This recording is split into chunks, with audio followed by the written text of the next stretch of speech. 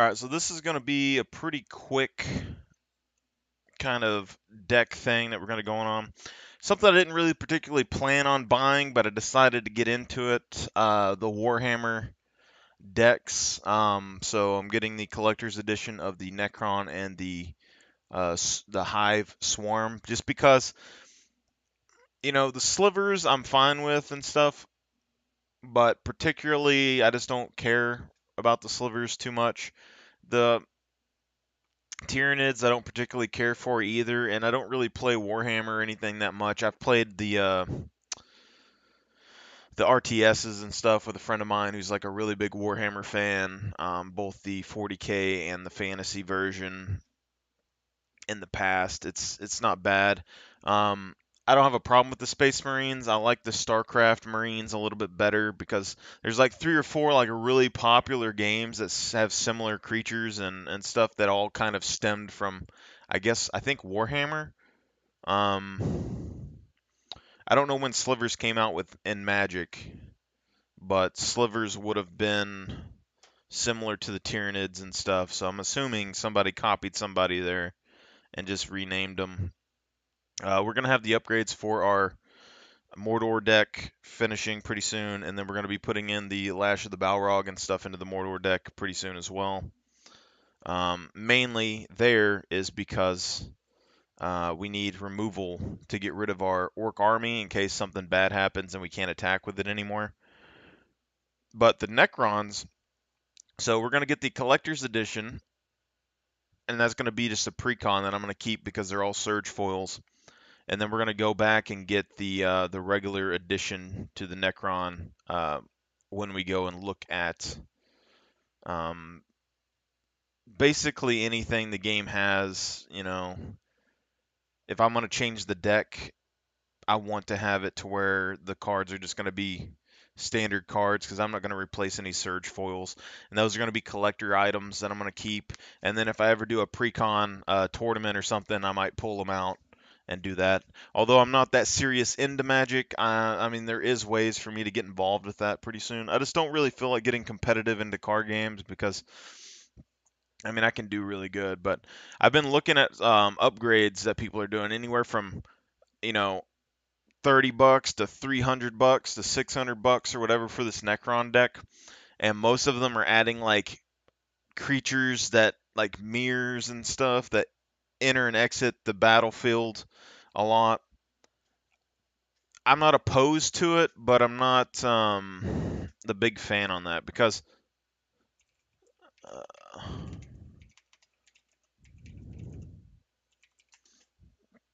see if we can get the deck list pretty soon.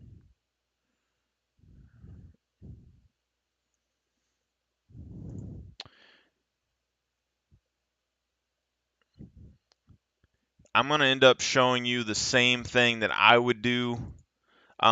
Basically, this precon's mono black. There's a few different commanders that you can use, and I've looked up the lore on Warhammer over some of these creatures. So there's only like a couple that I would really assume to be the best for the deck, and I think one of them, the strategist, the Storm Lord, I think is probably going to be the strongest offensively. But lore-wise, the Silent King went on a journey um, out into the void of space, and kind of while his people were slumbering, and he ran into the Tyranids, and he's coming back, and he's undercover for the most part. He's just kind of not really telling people that he's there, but he is there, kind of walking around as one of the normal people inside of all the tomb worlds, trying to like remake his empire and stuff. And then the same goes for where is he? I haven't looked up the Praetorian dude or the dude with the double swords yet. Uh, the Stormlord, I think, is probably the better commander to have for the deck. So whenever one or more artifact creatures leave your graveyard, you create a 2/2/2 Black Necron Warrior creature tokens. And at the beginning of combat on your turn, Another target artifact creature you control gets 2/2 and gains menace until end of turn. So I don't think that's bad. Um, some of these things I don't think you necessarily need, like darkness you probably get rid of. Defile's okay, go for the throat's okay. But again, like go for the throat, it's just thematic to the deck. It's not necessarily something that's vital for the card because it's non-artifact creatures and you could go against an artifact deck at some point. So you probably want something to get rid of some of these. Um,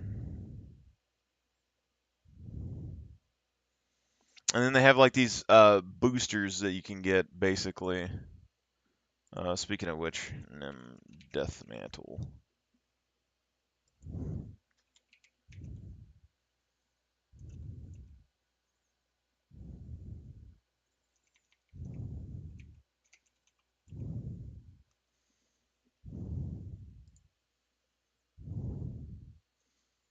Do do do do do do do do do do do. All right. So the way I'm looking at this is it's basically there's 37 lands in here. There's some artifact lands, reliquary tower, some sack lands, stuff like that. So like this myriad landscape, pay 2, sacrifice it, search your library for 2 basic land cards that share a land type, put them on the battlefield tapped. So I would probably put some more tap search lands in here just because. Um, uh, so you got like that Terramorphic Expanse, you got the Shire card, you got, there's like 5 or 6 lands that you can like tap and search out things. And you got like the pay lands, I think, like that you can tap and search out multiple things. But it's not the biggest deal on here. If I was gonna like make this deck faster, I'd put in like search cards. All of the black search cards I'd probably stick in here. And then I'd probably put like Sword of Hearth and Home and Sword of the Animist and all that in there, and it'd be kind of basically the same as my Darien deck, but in mono black. But I think for starting upgrades for this deck, just trying to keep on the Necron theme, and that's the main thing I've seen with all of the upgrades so far is that they add like random human creatures and stuff to get life drain. I'm not a big fan of life drain.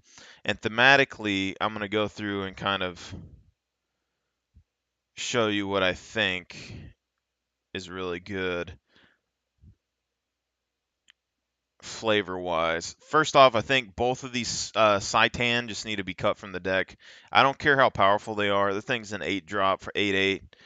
I don't really care how powerful this thing is. I mean, it can make someone lose half their life. Was this one artifact put into a graveyard, put a 1/1 counter on the Shard of the Void. I don't think we care about either of those. They're really expensive to cast, not a big deal.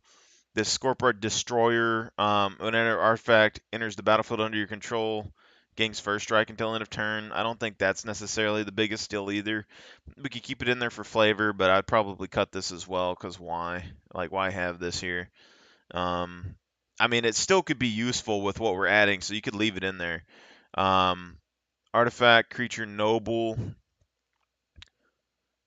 1/0 and have menace. I mean, that's okay.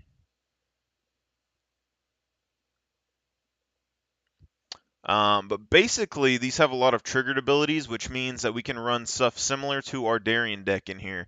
And that's what I'm going to show you here in a second. I'm looking for the other guy.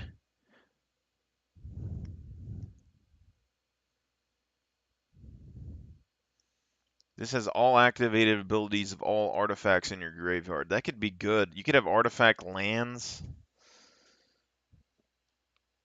All activated abilities, though. I mean, he basically is replacing this other card that we have here. We need to look.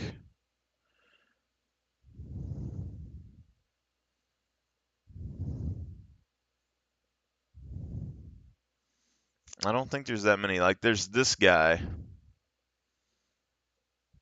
which is basically a game-ending card, essentially, right here. So I think that's like the only. Oh, here's one. So you got that, and you got the mana sack.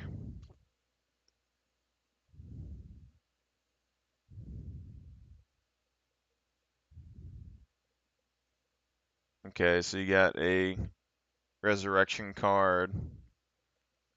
You got a draw card that he can take. I mean, there's like 4 or 5 activated abilities there that you could take. Not terrible. You could take Arcane Signet and stuff if they blow it up. You know, stuff like Command Sphere with that card I think would be pretty decent because he has all of the activated abilities. So you could basically use him as a mana rock, which would be pretty cool. But I don't think he would get the sacrifice ability, so that kind of sucks. But like if you had this, and you just 3 mana on your commander guy, oh. Then you take Hedron Archive, sack it, draw 2 cards, and then use him as a Hedron Archive.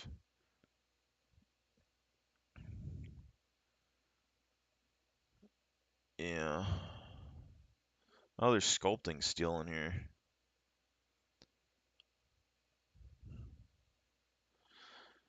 Yeah, so you could use like Wayfarer's Bauble to search your library for a basic land, and then you could play that guy and sack him to search out for another basic land, and then just keep resurrecting him and sacking him over and over again. That'd be interesting. Then you have any of these artifact lands that you could put in would be another one potentially if people have land destruction. Our group don't really run land destruction so much. But basically, we want cards that are thematic. I'm not going to break the thematicness of the Necron. So none of those humans, none of that life drain bull that these guys are showing on these upgrades. The one card that I found that I didn't put online, I happened to run across it when I was looking for my Marchesa cards. It's called Explosive Apparatus. This isn't necessarily like the best card in the world, but if you look at it, it's like an orb that's green. It kind of fits in with the Necron theme, and it's a 1 drop. Then you pay 3, sacrifice it, and it deals 2 damage to any target. So it's basically, a little lightning bolt sort of thing that you can sack and put back. And additional card that could potentially be put in here is like Codex Shredder, maybe. Because Codex Shredder, you can like pay 5 and bring back anything from your graveyard. So any sorcery, anything else. And then you can bring it back and use it. Codex Shredder is another thing that I have in my Darien deck from all of the infinite combos that you could do with him. And I took it out. Well, I took all the infinite combo stuff out, but I left this card in here because it's a 1 drop. You can tap it. Target player puts the top card of his or her library into his or her graveyard. So this is a way that you could get stuff into your graveyard in the Necron deck, but also you can pay 5, sacrifice Codex Shredder, return card from your graveyard to your hand. So essentially, if you have that strategist or whatever as your commander, you'd play him, and then you'd be sitting here and tapping this to put a card into your graveyard every turn, essentially. And then once you find something that you really want, you'd pay the 5, and then you'd sack Codex Shredder. It goes to your graveyard. Then you pull that other one out to your hand, and then the commander would make 2 Necrons for you. So for 5 mana, you get a, a card of your choice, and it can be any card. And then you get 2 Necrons for it. It wouldn't be too bad. I think Codex Shredder has a place inside of this deck as well. And we use it in Darien so that we can recycle our sorceries, but we use some recursion, artifact recursion, to bring back the Codex Shredder to bring it over. Basically, with Darien, we ramp up our mana so high that even if they destroy Darien, as long as we have a sorcery in our hand that we can activate to summon soldiers, that's all we care about. And then we just use the Codex Shredder or whatever and dump the extra mana into it to bring back that spell every turn. So we basically are just using Darien to get our mana up high enough to then recycle our spells over and over again. And we don't need Darien anymore at that point. Okay, so for all of these upgrades, the first one is Bolus's Citadel. is a potential card you can put in. It has the look of the Necron Temple Worlds, stuff like that. It's a 6 drop. Look at the top card of your library anytime. If you may play the top card of your library if you cast a spell this way. Pay life equal to its converted mana cost rather than pay its mana cost. So the one problem I have with this is like the life gain kind of sucks, but it's not the biggest deal in the world. Because you can like play the top card of your library. I mean, you're gonna lose a decent bit of life, but it is free cost, free spell cast, and you get to look at the top card of your library, which is somewhat useful. You could cut this, but I think it's still useful. There's not a ton of life gain in the deck that I've noticed, so it's kind of a 50-50 thing here, I would think. But sacrificing 10 land permanents, each opponent loses 10 life, could also be pretty decent as well. And then also, if this gets destroyed, it's also another tap thing that your other Pharaoh card can kind of, well, not Pharaoh, but your Necron Lord can actually use because he gets the same uh, activated abilities of any artifact that's in your graveyard. So if Bolas' Citadel is in your graveyard, he can still sack 10 permanents and deal 10 damage, which can be potentially very powerful even on him. So basically, it's a commander. If that was his only ability, it would still be somewhat interesting. So you could say go in, play him, and then Bolas' Citadel is in the graveyard, or you can play Bolas' Citadel, attack with your creatures, deal a bunch of damage, and then sack them all at the end and deal 10 more damage to every opponent. And then let's say that you had like a graveyard recursion, like Living Death, then you'd sacrifice all your stuff that's on the field and bring all the stuff from your graveyard back out, trigger your commander, which give you a crap ton of Necrons, and then you'd have all that ability going off here. So you'd basically be a game-ending effect potentially there. So Bolas' Citadel potentially pretty good. Um, paying the life, if you get this out early, I think it'd be good. Later on, probably not so good. But if you happen to have something on the top of your deck that you really need, like a board wipe or something, this is just an extra card that you could play even if you needed to spend some extra life for it. So I'm not opposed to that. Um, Now the next one, we got Buried Ruin. So thematically, I think this fits in pretty good with the Necron theme because they like bury their little tomb worlds and stuff. It's also a land, so it adds mana, which is pretty decent. But you can pay 2, sacrifice Buried Ruin, and turn artifact card from your graveyard to your hand.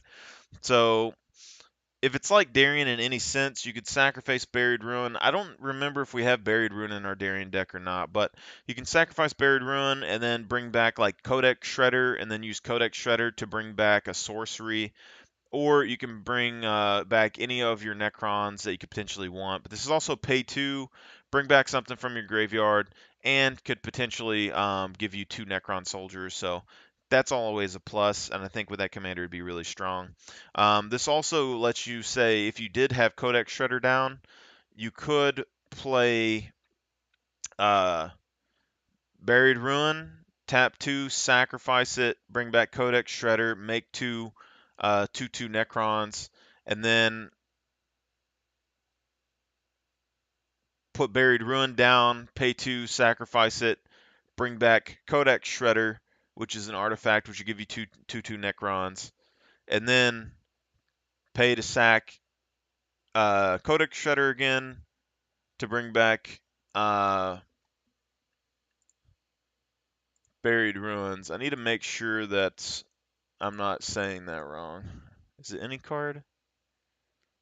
Yeah, target card from graveyard to your hand. So Codex Shredder's any card, so you can use it to reclaim your board wipe. You can use it to do all this. And also thematically, I think Codex Shredder fits in pretty well because there's certain really powerful Necron abilities that require recharge in the lore, I think. So I think it works very well just comboing that off. But basically, if you get like Buried Ruin or you get like Trading Post or anything like that, Codex Shredder, you're going to continuously be able to pull Codex Shredder back out and recycle any of your spells, any of your reanimate spells, any of your important combo cards. You get Explosive Apparatus if you really wanted to. There's a bunch of stuff that you could do which is pretty useful. So Codex Shredder, even though you don't see it very often, it is mana intensive. The way I look at it is with Codex Shredder in particular,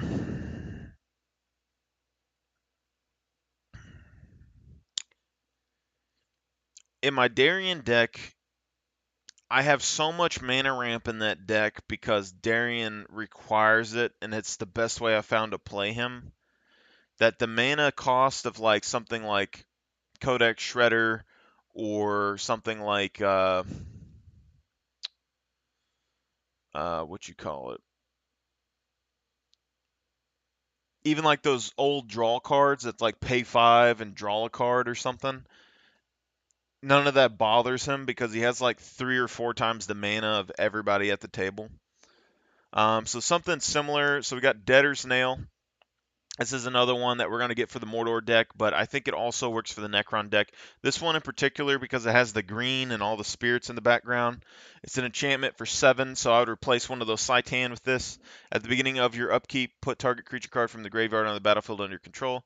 So graveyard to battlefield, plus it's something removing from the battlefield, which is going to give you 2 more Necron. So for 7 mana, the next turn, and you have your commander on the field, you're potentially going to get like at least 6 power, 7 power out. So it's going to be pretty good, I think, in general. There's also another black card. I don't remember the name of it, and I couldn't find it again, but I needed it for the Mordor deck. It does the exact same thing for like lesser mana cost. It's like 4 mana or something like that.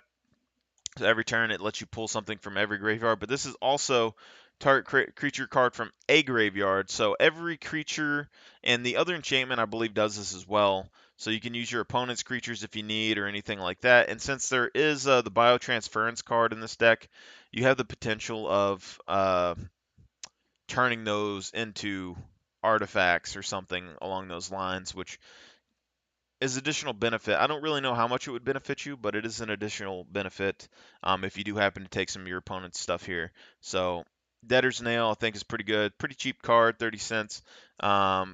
And then we had Buried Ruins, 40 cents. Bolas's Citadel, this is a foil, $8, so you could potentially lower it.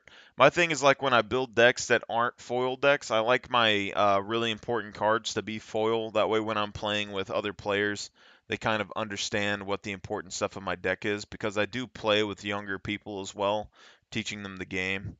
So having foil cards in my deck that makes it to where they can understand like, oh, that's something important that I need to destroy. I like having that in my deck. Also, it just feels good because it's like all your basic cards are just basic, and then you play your foil, and you're like, yeah, that's the one that I wanted in my deck. And also, if you forget how your deck works later on, and you come back like in 10 years and you try to play a deck, you know what cards you're looking for because they're all foil. The next thing here, Lithoform Engine. So this is something that pretty much I've been a fan of since it came out, and it's been in my Darien deck forever. But everybody that I've talked to about this, like they just act like it's not a big deal, and I think these cards are a very big deal. So Lithoform Engine, uh, man, 4 mana for you can pay 2, copy a target activated or triggered ability you control, which is better than the other the Stronic Resignator. But also I think these things fit in very well with the Necron stuff. It like flavorly like looks pretty good. It's not green, but some of the Necrons when you look at their lore for like the wiki, they actually have blue energy instead of green energy from what I've seen. But it's like this kind of Egyptian style, like faced artwork. It's some sort of magical, like super powerful engine. In your commanders, like you have a when you make a 2/2 Necron, like 2 Necrons, you can pay 2 and make 2 more Necrons. So like a 2/2 Necron for 1 mana is pretty good. And then on top of that, it can be activated ability too, or you can pay like you go to combat and his trigger to make a Necron have a 2/2 with Menace. You can copy it for 2 and give 2 power and Menace to another creature or 2 more power to that creature that you wanted. So this Lithoform engine's like buffing up your main attacker or something. Then on top of that, you got this pay 3 copy target instant or sorcery spell you control. You may choose new targets for the copy. So you could pay if you have like a destruction spell, you pay 3 more and then you copy it and you destroy 2 things, or you have you pay and you uh, I don't know, just like destroy something crazy. It's not a big deal. But also, like in my Darien deck, for him, he has creatures that have triggered abilities that destroy things. So like when they come down, you could trigger and then pay 2 Lithoform Engine, copy the trigger, destroy 2 things when your creature comes down. Or you could pay 4 when the creature comes down and then copy the creature and summon another thing that's a token that also triggers and destroys something. Or if you use the enchantments in like mono white, for instance, that like we have a there's like Snarling Snare or something, and there's Aurora of Silence. There's a couple of them that destroy artifacts and enchantments, and one of them that like exiles creatures that attack you. And it's like a 1 mana drop, and you pay 1 mana, sack it, and then it like exiles the creature that was attacking you. So Lithoform Engine, for instance, like if you put those down, then you can pay 4 and copy them, and then you just have more and more like snarling snares or whatever, or you have more and more artifact destruction stuff, and then you can recycle them, and then so like in my mono white deck, for instance, like Sun Titan, you can put Sun Titan down, bring back like Snarling Snare or Aurora of Silence, and then give them haste, attack, bring back another one the lithoform engine copy those to get more destruction and exile cards, and it's all about the value of bringing things back from the graveyard once those things happen. The lithoform engine, very, very powerful. Also, it's target permanent spell you control. So, as far as I'm aware, you can copy like your commander or anything like that, but their legendary rule still applies. So, basically, if your lithoform engine's popping up and someone tries to destroy your commander or something, you could pay 4, tap it, copy your commander, pop them back on the field, and then just get rid of the original. And then you would still have the ability of your commander without any major downfall. Or you could say, copy an artifact that's really useful to you. If it's non-legendary, which is, or if it is a legendary and someone tries to target removal it, you could drop the 4, copy the artifact, and then they destroy the original and you're still good. Or you could say permanent spell. I don't think lands were spells. I don't know if artifact lands are still considered, but there's a bunch of stuff that you could copy with this that could be really good for your Necrons. Um, so I'm not super opposed to this. Or you can get additional triggers like say I put explosive apparatus down, so I could tap 3 and sacrifice it, and it deals 2 damage to any target. Well, I could pay 4 and copy it, and then I have more and more explosive apparatuses. And then if I had like anointed procession or something in there, I could make double the token copies. Which anointed procession is a mono white card, but you got an idea of what I'm talking about. So the next one in here is so this Shari Marad is not for this. She's for my Marchesa deck. Nim Deathmantle is a potential ad that you could do. So right now it's at $2.93, but it has the green flames. It kind of looks like a Necron artifact. Quick Preacher is a 2/2, has Intimidate, and is a black zombie. It can't be blocked except by artifact creatures and/or creatures that share color with it. So you're either going to have to be blocked by mono black, or you're going to have to be blocked with people that have black in their color, which in my play group, this is actually pretty common, or an artifact creature, which actually isn't that common in my play group. And whenever a non-token creature is put into a graveyard from the battlefield, you may pay 4. If you do, return that card to the battlefield and attach an Deathmantle to it. So I don't think this is necessarily as good as the Resurrection Orb, so you could cut this card. It's not the biggest deal in the world, but if you do want an additional way to like bring back your stuff, uh, this will trigger your commander as well. So, like Nim Deathmantle, you're paying 2, then you're paying 4 to equip it, so you're already at 6, and then when it first activates, you're paying an additional 4, so you're already paying 10 mana to bring back 1 creature.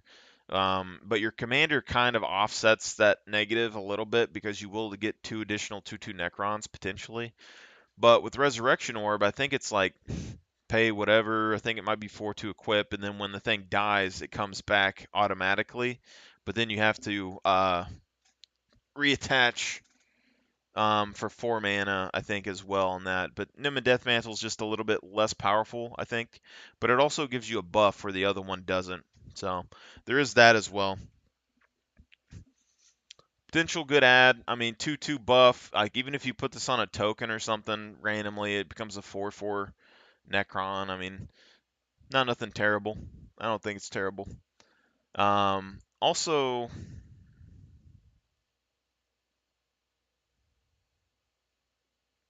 I don't know if you could lithoform that.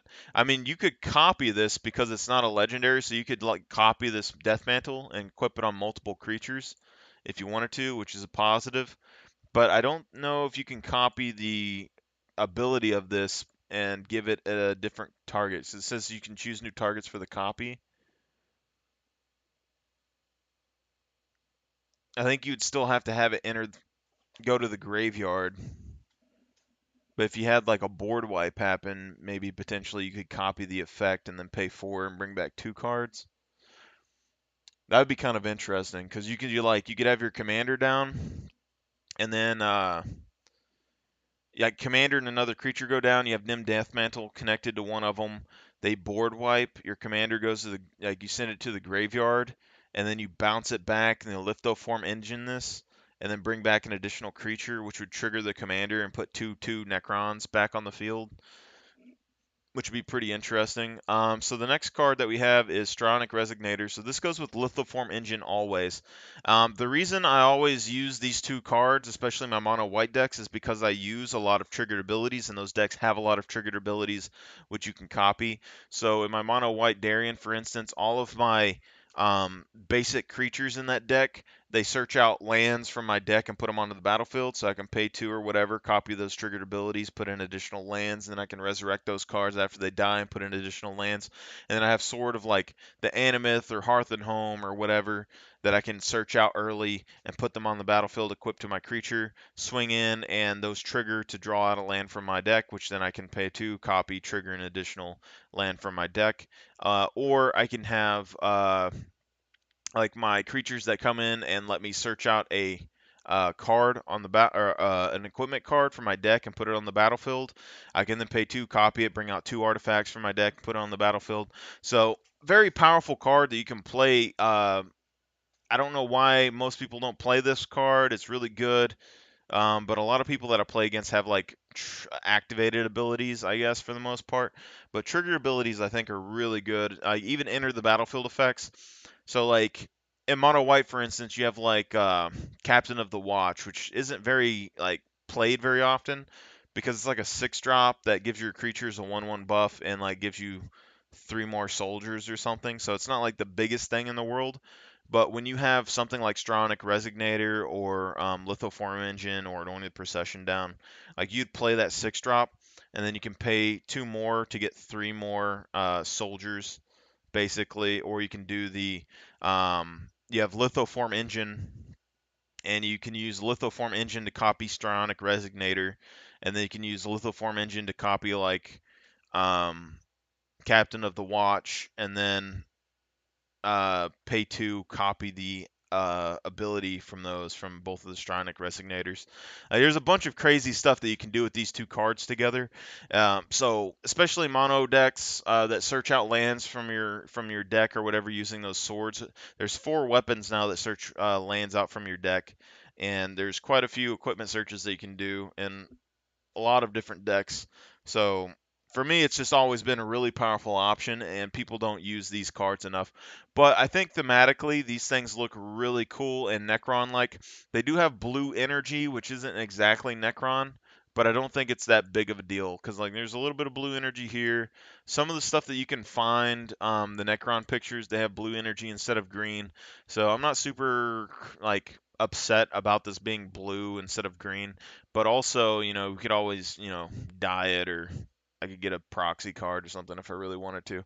But Stronic Resonator, bare minimum here, I mean, you can activate your commander's effect for 2 mana again, like either one of them, because you're going to get a triggered ability on your combat, and you're going to get a triggered ability when something leaves your graveyard. All of your stuff that you have, like that destroys stuff when it comes in, or gets a buff when it comes in, or just pretty much anything that the Necrons have that's a triggered ability, it's just going to be really good. So, Stronic Resonator. I don't think it's going to be as good in the deck without the swords being able to pull out additional lands, but I think it's still going to be good enough to be an include. All right, next one we have is Trading Post. So this is also an artifact. You'll see that the other commander that you have, basically, that can copy any activated ability off of an artifact that you have. So if this ends up in the graveyard, that other commander can still activate any of these 4 abilities. So it's actually pretty good and potent for him. But you can discard a card and gain 4 life, so it gives us some way to get some life gain if we necessarily want to. Additionally, we're going to have a card in here that like works very well with Trading Posts that untaps your artifacts every turn. So if you have enough mana, for instance, you have like 4 card, like say you have like a Graveyard Resurrection card, and then you have like 4 additional cards in your hand, then it goes around the table. You're going to discard a card every turn and then get 4 life. So by the end of it, you're going to have 16 additional life, and then you just pop and resurrect all those cards from your graveyard and trigger your commander or something. So pretty good. And then you can pay 1 life and then create a 0/1 white goat creature token. That doesn't really necessarily matter, but if you have biotransference, you can turn that creature token into a uh, robot goat, basically, which, is something. Or if in a pinch, you can create a chump blocker, which I'm not opposed to either. And then you can pay 1, sack a creature, return target artifact from your graveyard to your hand. So that's potentially really good because you can put something in your hand, but it also means that you can put Codex Shredder back to your hand. So that's one thing that we did in Darien. This is an additional way to get Codex Shredder back. So in Darien, for instance, you have Sun Titan and you have Trading Post, and then there is something else that brings artifacts and stuff back, but I can't remember what it is. But basically, if you have Trading Post and you have something else to bring something back and you have Codex Shredder, it just means that if any of your graveyard recursion stuff gets destroyed, then later on you could run into Codex Shredder and Codex Shredder your recursion stuff back out, and then recursion your Codex Shredder, and then use your Codex Shredder to get the stuff that you want out of the graveyard. And then this would, for instance, if you have Trading Post down and you have your commander down in this, then you could say put a creature down, pay 1, sacrifice that creature. It would go to the graveyard. Then this would trigger letting you bring something from your graveyard to your hand, so you could bring that creature back or something else that you need because it's an artifact card. So one of your lands or your Codex Shredder or whatever you want, then that would trigger and make 2/2/2 Necrons. And then, the next turn or whatever, you could pay 1, sacrifice a creature, so you sacrifice one of your tokens, bring back an artifact card from your graveyard to your hand, and then you'd be able to make 2/2 Necrons again. And then at the bottom, you can pay 1, sacrifice an artifact, draw a card. So with this, you could sacrifice an artifact land, you could sacrifice an artifact mana rock, you could sacrifice Codex Shredder, whatever you need to do to draw a card, and it's only pay 1, so you can sack, draw a card. Pretty good. So Trading Post is one of those things in like a monocolor deck when I'm using artifacts. That's like one of the major includes that I put in generally. It's not like a super competitive card, but it is something that if you're able to get it going, it can do a lot, especially with Codex Shredder. So the main thing with Codex Shredder is that you can top deck people a little bit, and you can bring back any card from your graveyard to your hand, even your sorcery spells with Codex Shredder. And then Trading Post, you can bring back Trading Post with Codex Shredder. You can bring back Codex Shredder with Trading Post, and then like Sun Titan or something can bring back Codex Shredder. It can't bring back Trading Post because it costs too much, but there's plenty of things that can bring back artifacts or whatever. And Codex Shredder is just one of those 3. I like having 3 recursions, and I like Codex Shredder just because it can recur a spell. So if I need a board wipe or something, I've already used my board wipes. I can Codex Shredder for 5, bring the board wipe back, and the next turn I can board wipe everybody. So, because you usually need like 5 or 6 mana to board wipe anyway, so Codex Shredder can generally do that. They know that it's coming, but it's not too bad. Trading Post is good. Next one, potentially Wormcoil Engine. This one's just because, 1, it's cool looking. 2, it's pretty powerful. 3, It has the color and the vibe of Necrons for the most part.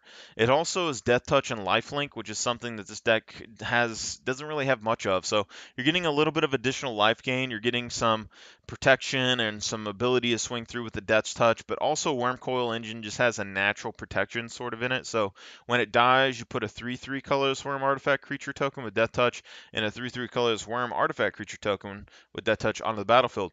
Now you'll also notice that is a triggered ability, which means that you can Lithoform Engine it, and that you can Stronic Resignator this to make additional tokens. So that's what I'm saying with these triggered abilities. You don't see them very often, and you don't see people use Stronic Resignator and Lithoform Engine.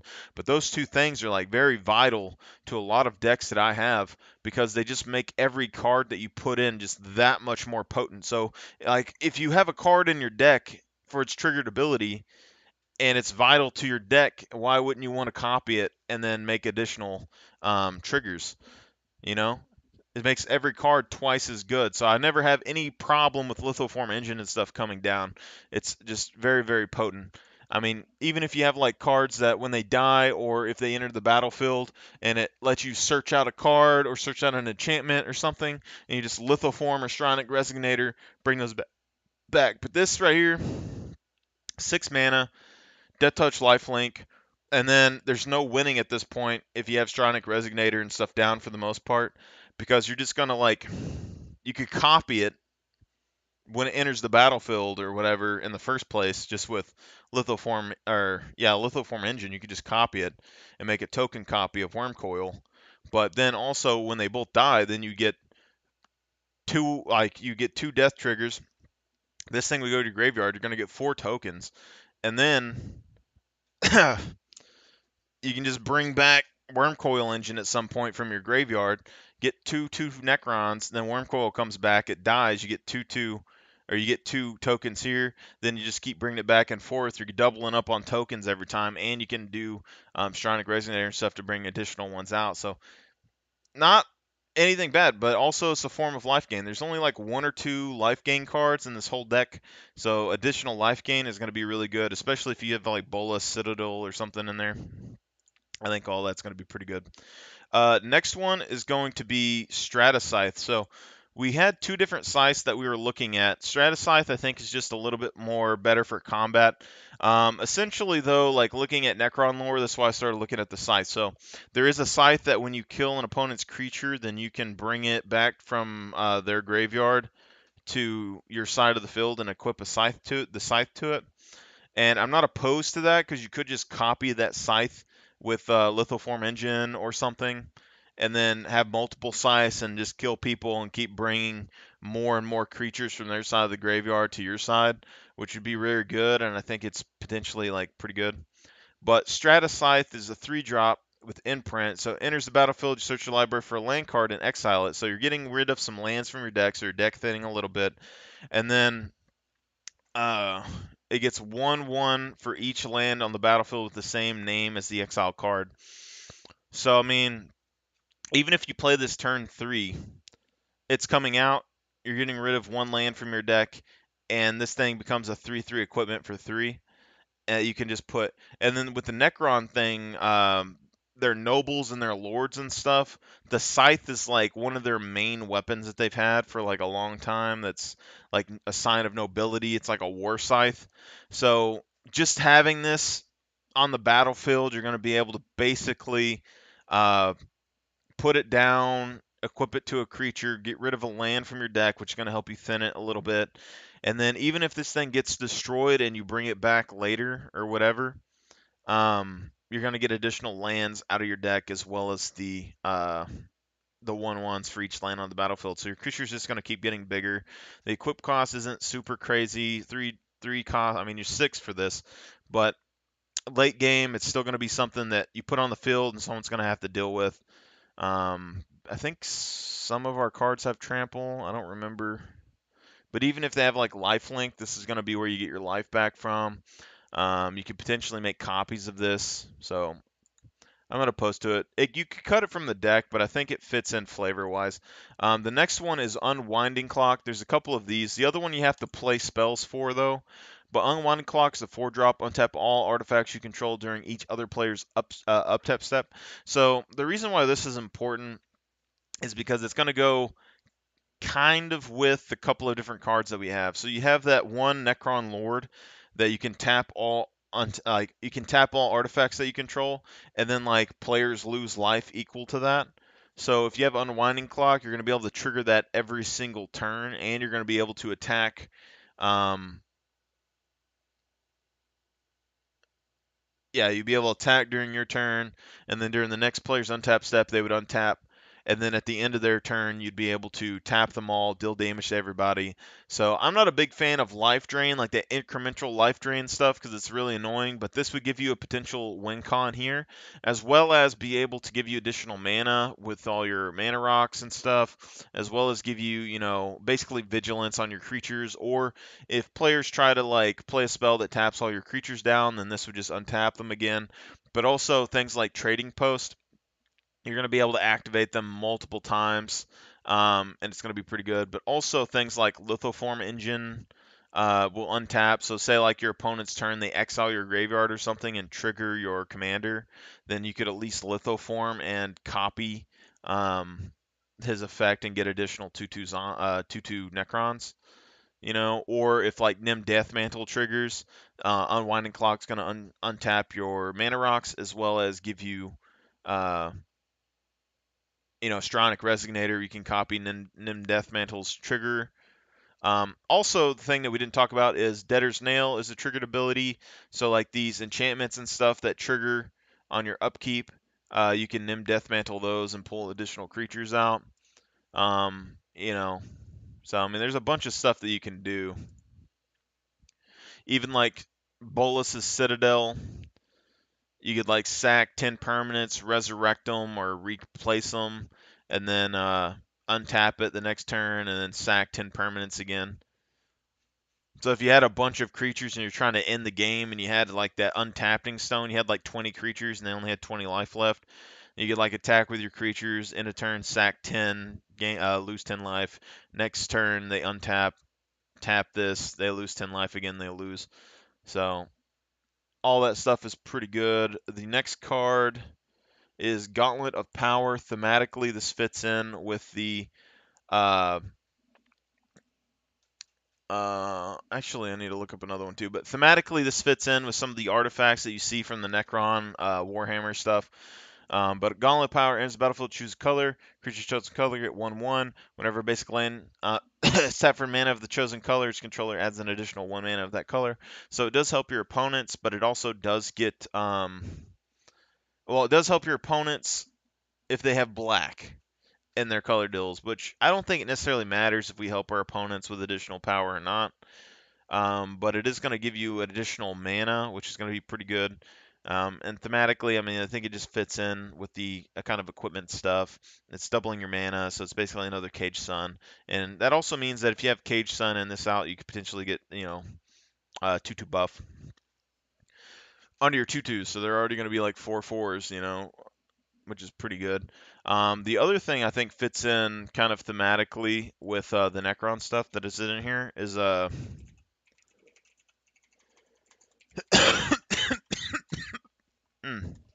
Robe of the Stars. I already have a couple of these, is why it isn't on my list. But basically, equipped creature gets 0/3, and it has astral projection, so you pay 2, and equipped creature would phase out. But it is mono white, so I didn't realize it was mono white. But basically, if you look at some of the Necron lore, they have like an ability to phase in and out of like the plane. So I thought something like Robe of the Stars would be really good. Um,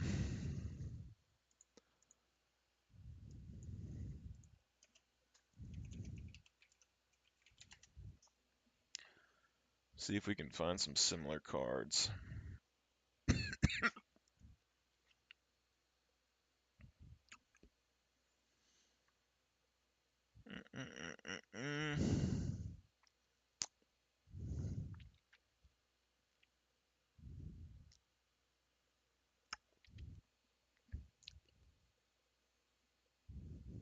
Well, all this sucks.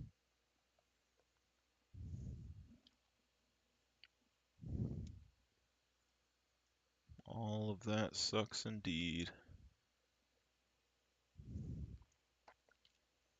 Hmm.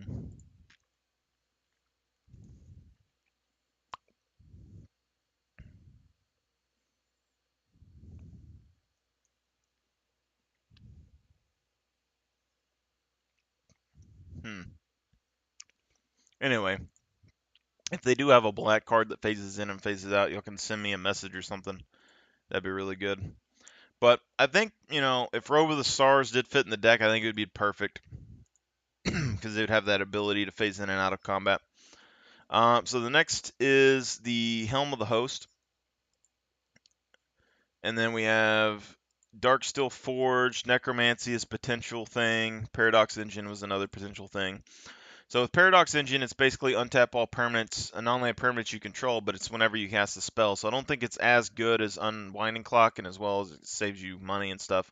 Darksteel Forge is really good, so your artifacts are gonna have indestructible, but it is like $40, so I don't necessarily care about it right now. Also, it costs 9 mana, so it's gonna be kind of expensive to get out. But if you have the commander that lets you cheat things out of your hand, I think this could potentially be really good. But I'm not worried about Darksteel Forge because we like in the deck that we're making, we want our artifacts to go to the graveyard so that we can trigger them to get additional Necrons. So it's not gonna be that big of a deal. But Helm of the Host is another one. So I use this in my mono white decks as well. It looks like the prices went down a lot over the years. You don't really see this very often anymore. And in my group in particular, when they see this, they try to blow it up immediately because it's very powerful. But at the beginning of combat on your turn, create a token that's a copy of the equipped creature, except the equipped creature token isn't legendary. If that equipped creature is legendary, that token gains haste. But you could play this, for instance, and try to copy it with Lithoform Engine, I believe. So when you play it, you could copy it, make an additional, or if they try to target it, you could like make an additional potentially, I suppose. Or you could say, bring this in, copy it, trigger the legendary effect, destroy the original, it goes to the graveyard, and then the copy would be on the battlefield. And then later on, you'd already have it in the graveyard, so you could resurrect it to trigger your commander to get 2 additional Necrons. And then if they're going to try to remove this, they're going to have to try to destroy the one in the graveyard as well as the one on the battlefield. So, I mean, that would be something as well. But basically, even if you equip this to your commander alone, like so a 4-drop and you equip it for 5, you equip it to your commander is going to copy at the beginning of combat. So if you bring anything from your graveyard at that point, then you're going to get 4 Necrons and then 6 Necrons and an 8 Necron, or yeah, so every combat, let's say you get 3 turns off. So the first turn, it'd be 2. Second turn, you get 4. Or the first turn, you get 4. And then the second turn, you would get 6. And then the third turn, you'd be getting 8 Necrons per graveyard recursion, as well as having additional combat triggers. So every combat, each of them would trigger, and you'd be able to put 2/2 and menace on target Necron that you have. So you could make something a really big, or you could go wide with 2/2s and give them menace onto your tokens. So all that stuff would be really good. And then with all of that, you can trigger. So, so let's say you have Stronic Resignator, you go to combat, this triggers, you copy it with Stronic Resignator, then you make 2 copies of your commander each turn, and you Lithoform Engine it, you can copy them more. And then if you have a token that's a copy of your commander, you could use something else to copy the token to make additional tokens. So I mean, Helm of the Host and stuff generally is really big in my decks in general. So like my mono white decks, for instance, I usually have like a God, what is it? I think Path to Exile, that lets you search for a land out of your deck as one of my land ramp cards. And I know that like a lot of people don't think like that, but in my head, it's 1 mana for 1 land. 1 mana sack a creature, um, 1 mana exile creature, search for land, or it's 1 mana get rid of something really scary from an opponent's side of the board, and then they get a land. So I'm not super worried about that, but it is part of my land ramp. And then Helm of the Host is part of my land ramp for the most part because in those decks I have Sword of the Host, or I have Sword of Hearth and Home, Sword of the Animist, um, there's like 3 or 4 weapons that let you search out lands for combat, and then like Helm of the Host would be in there as part of my mana ramp, and then Lithoform Engine and Stronic Resignator would be in there for my land ramp as well. So I would have like 7 cards or something that were mainly equipment focused that would allow me to ramp out mana, because like even though Helm of the Host is expensive, even if you have like Knight of the White Orchid or something, enters the battlefield, you search your deck for a land, you put it onto the battlefield, right? And I have like 30, 40 lands in my deck. You put that down for 2 mana, then you play Helm of the Host for 4, so you get 6, and then you equip it for 5. I mean, it's an expensive investment, and if someone blows it up, it puts you behind a little bit. But if they don't, every turn you're going to be searching out an additional land as well as have an additional chump blocker, you know. And then if you have any of those other cards that copy the effects, or any like anointed procession or something, you're going to be copying the trigger. You're going to get 2 additional lands, 3 additional lands. The effect is just very, very powerful, and although it doesn't pop off early nearly as fast, it does get going pretty quickly, and it's just something that is very, very potent. Like especially in my Darien deck, if I get Helm of the Host down on Darien, the game's pretty much done for the most part, because you're not going to be able to attack me. You're going to have to board wipe, then you're going to have to try and get rid of Helm of the Host, because if you don't do anything else, Helm of the Host is just any creature that I stick it on, it's going to let me block or build an army pretty quickly. So one of my favorite cards potentially. I also think it fits in very well with the Necron theme, and it's $7 for the effect that it has. It's just going to be way too good. Like any of those creatures that you put in the let's go back and look. Well, let me look over here real quick. I think we got all of the cards that matter for the most part. Also, the Warhammer deck, the original thing, is going for like $73 right now.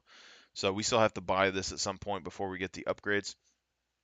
But when we go look at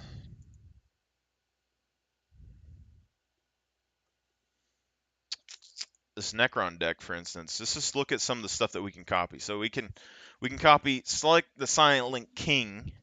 So one, it's flying 3/4.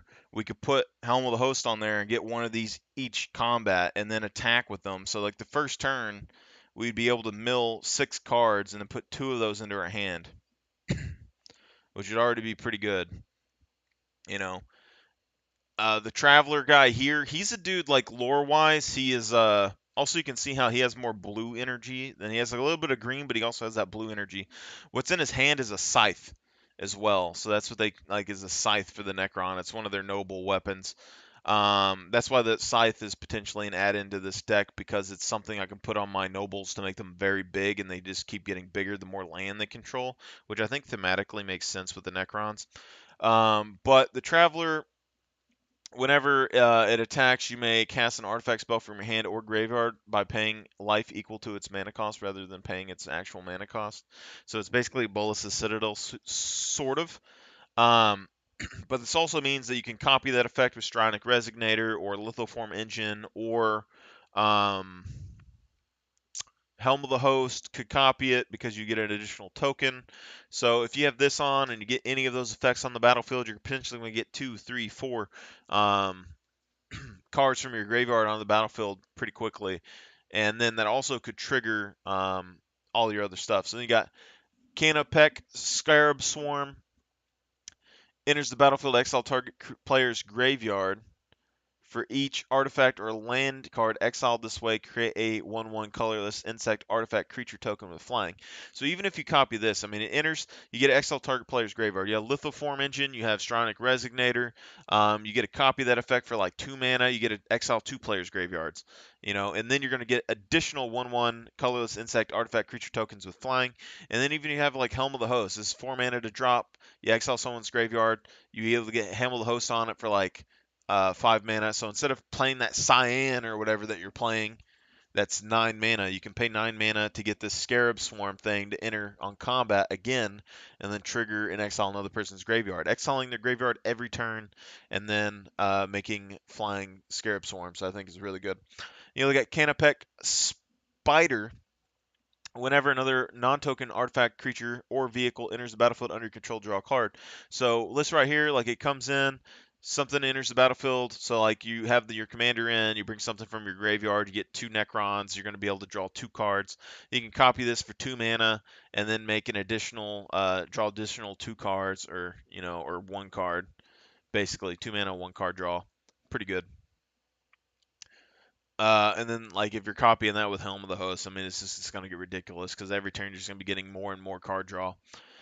Canopy Tomb Sentinel enters the battlefield from a graveyard, exile up to 1 target non-land permanent. So this right here enters the battlefield from the graveyard. You could probably get that to work, and then you could copy that triggered effect for 2 mana, destroy something, or you can pay like the Unearth and then copy the effect and destroy something. It has Vigilance, Insect. So I mean, not necessarily the best, not the worst. Also, I would notice that I didn't notice how many like insect artifacts. Oh crap, my laptop. Oh, I didn't notice how many insect artifacts there were in the Necron deck. So there are potentially some like artifact creatures that you could add to this deck that would probably make sense. Um, yeah, but I'm not super worried about it right now. So you got Kinetic Wrath. Can be blocked.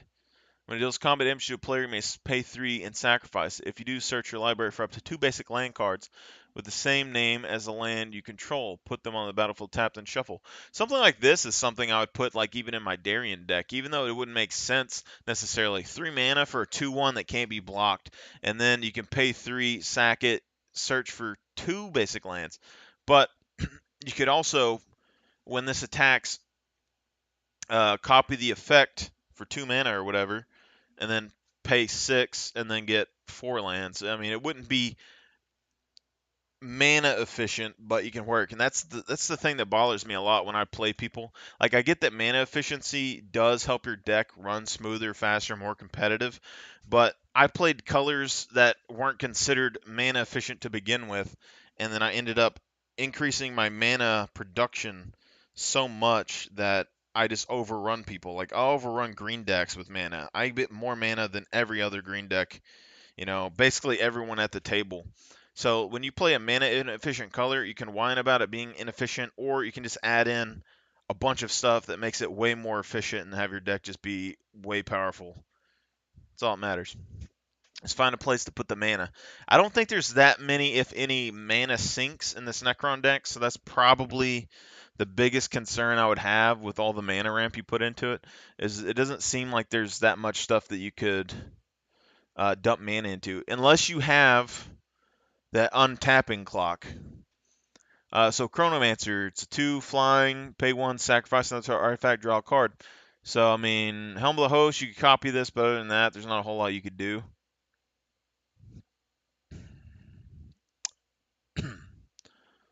We got Cryptek. I mean, I guess your mana sink could be potentially, if you had the ability to drop like 20 mana or something in a turn, and you didn't use the Unearth ability all the time. Like it's just the threat of being able to like drop a bunch of mana and unearth like 6 creatures for like 1 solid attack 1 turn. Because like, yeah, because basically, let's say that you got board wiped or something, and you had like 30 mana or like 20 mana. Let's say you had like 20 mana. You had like Gauntlet of Power or something down, and the board wipe happened. You play your commander, and then like the next turn you unearth like 7 creatures, and then each of those trigger and make 2/2 Necrons. Oh, you'd be able to swing in for combat, and then you'd have Necrons to replace them. It's pretty good. All right. Another target artifact creature control. When that creature dies this turn, return to the battlefield tapped under control. That's kind of interesting. I like that. Necron Wizard. So like you get Helm of the Host this, and then just anytime one of them die, you just bring it back or something. Although I think when they die, if they're token, they don't come back. So, all right. Crypto Thrall. Other artifact creatures can draw off hexproof. It's good. I don't know if it's necessary, to be honest. I'd probably keep it in here for like flavor wise, but being hex proof, I don't. Well, let me look. I don't. I think hexproof you can still target your stuff. I think Shroud's the one that you really prevents a permanent or player from being the target of spell abilities by opponent. Yeah, so hexproof would be fine. Yeah, I'm fine with that. It's a good card.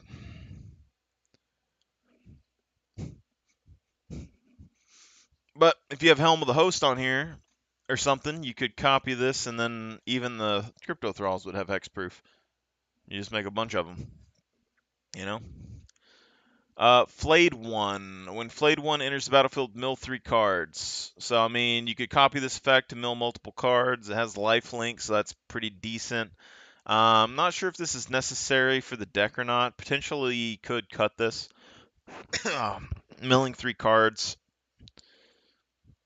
It's probably needed in the deck, though. I don't know how much. You'd have to play test it a little bit.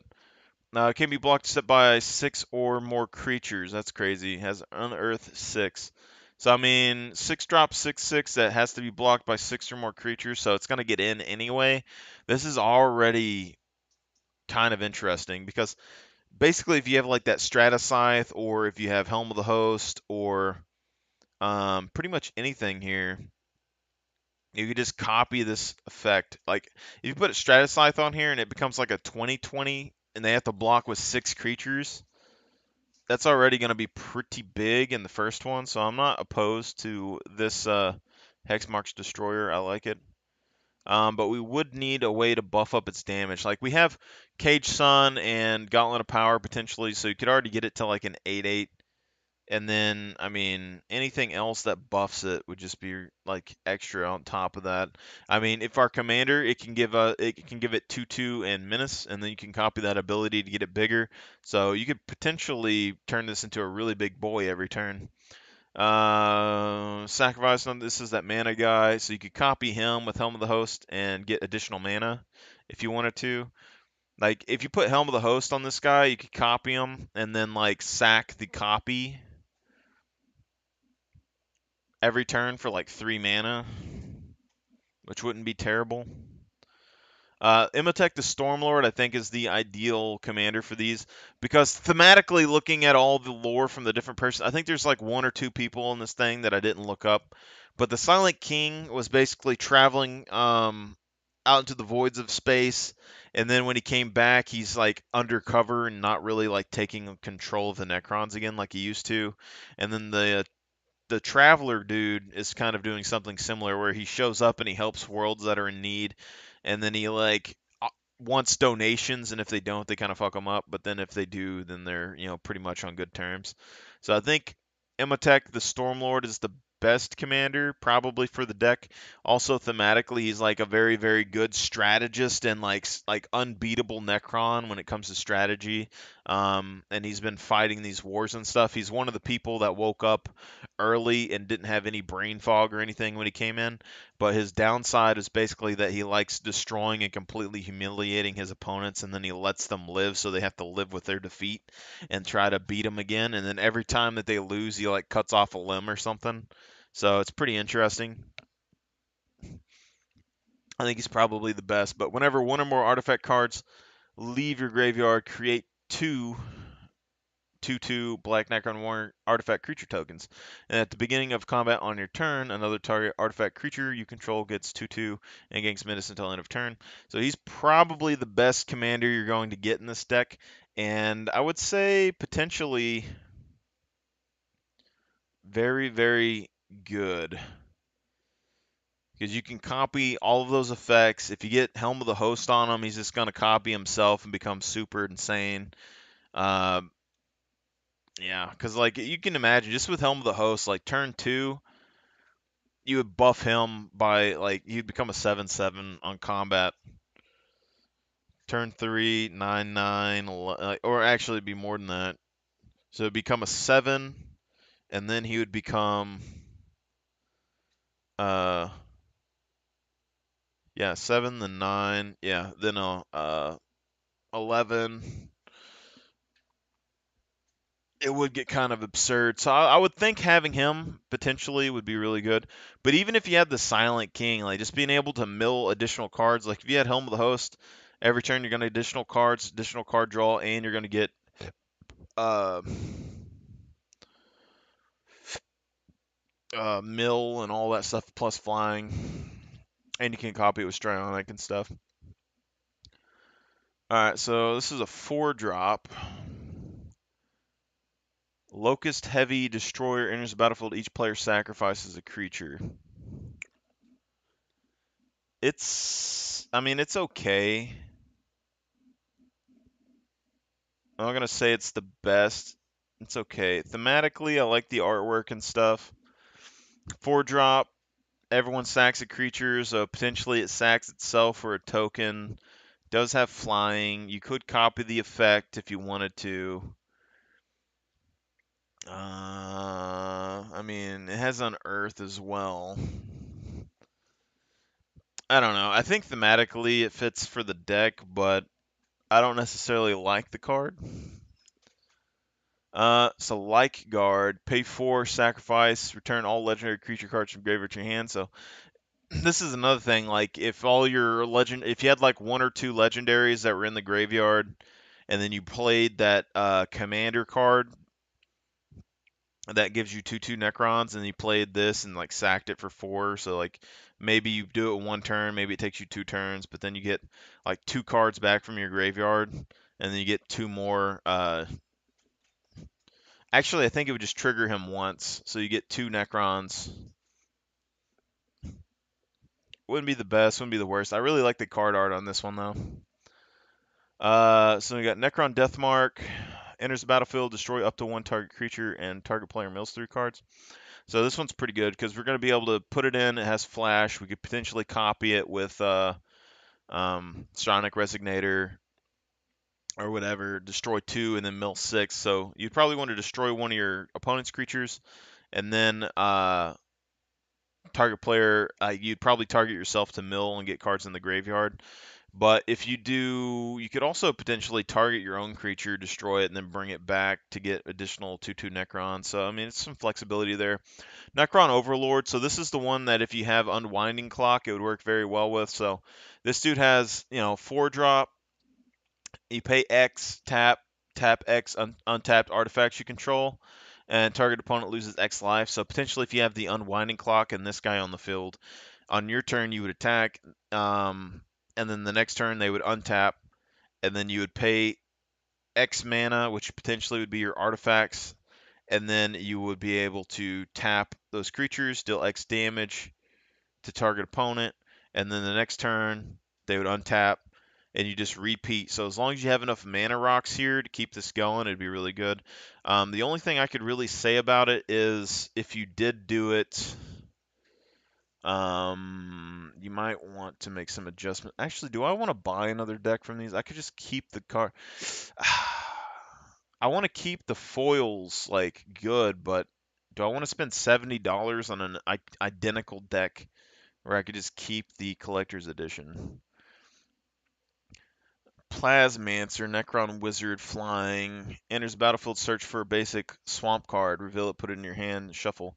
This one's okay, not the best. I don't like cards that just like put lands into your hand. I think it's dumb.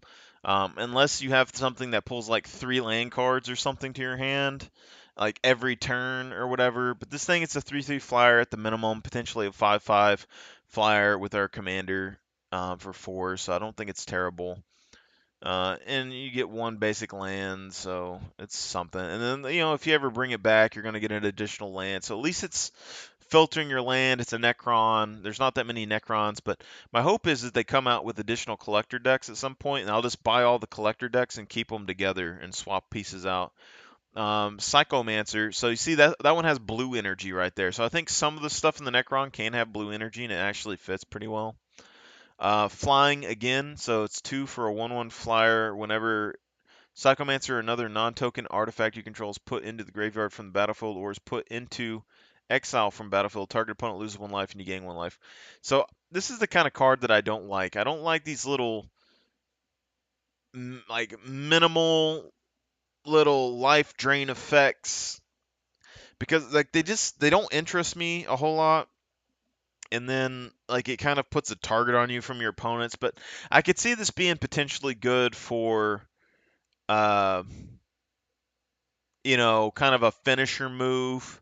So I don't think it's bad in this deck because like if it comes out turn 1 or like turn 2 or whatever, it comes out, it deals 1 damage to each opponent, and then you gain 1 life. Whoop-de-doo. And then any artifact that you control is put into the graveyard, you're going to get an additional life, and they're going to take some damage. It's basically just going to, like, it's like, do I want to attack the Necron guy or don't I?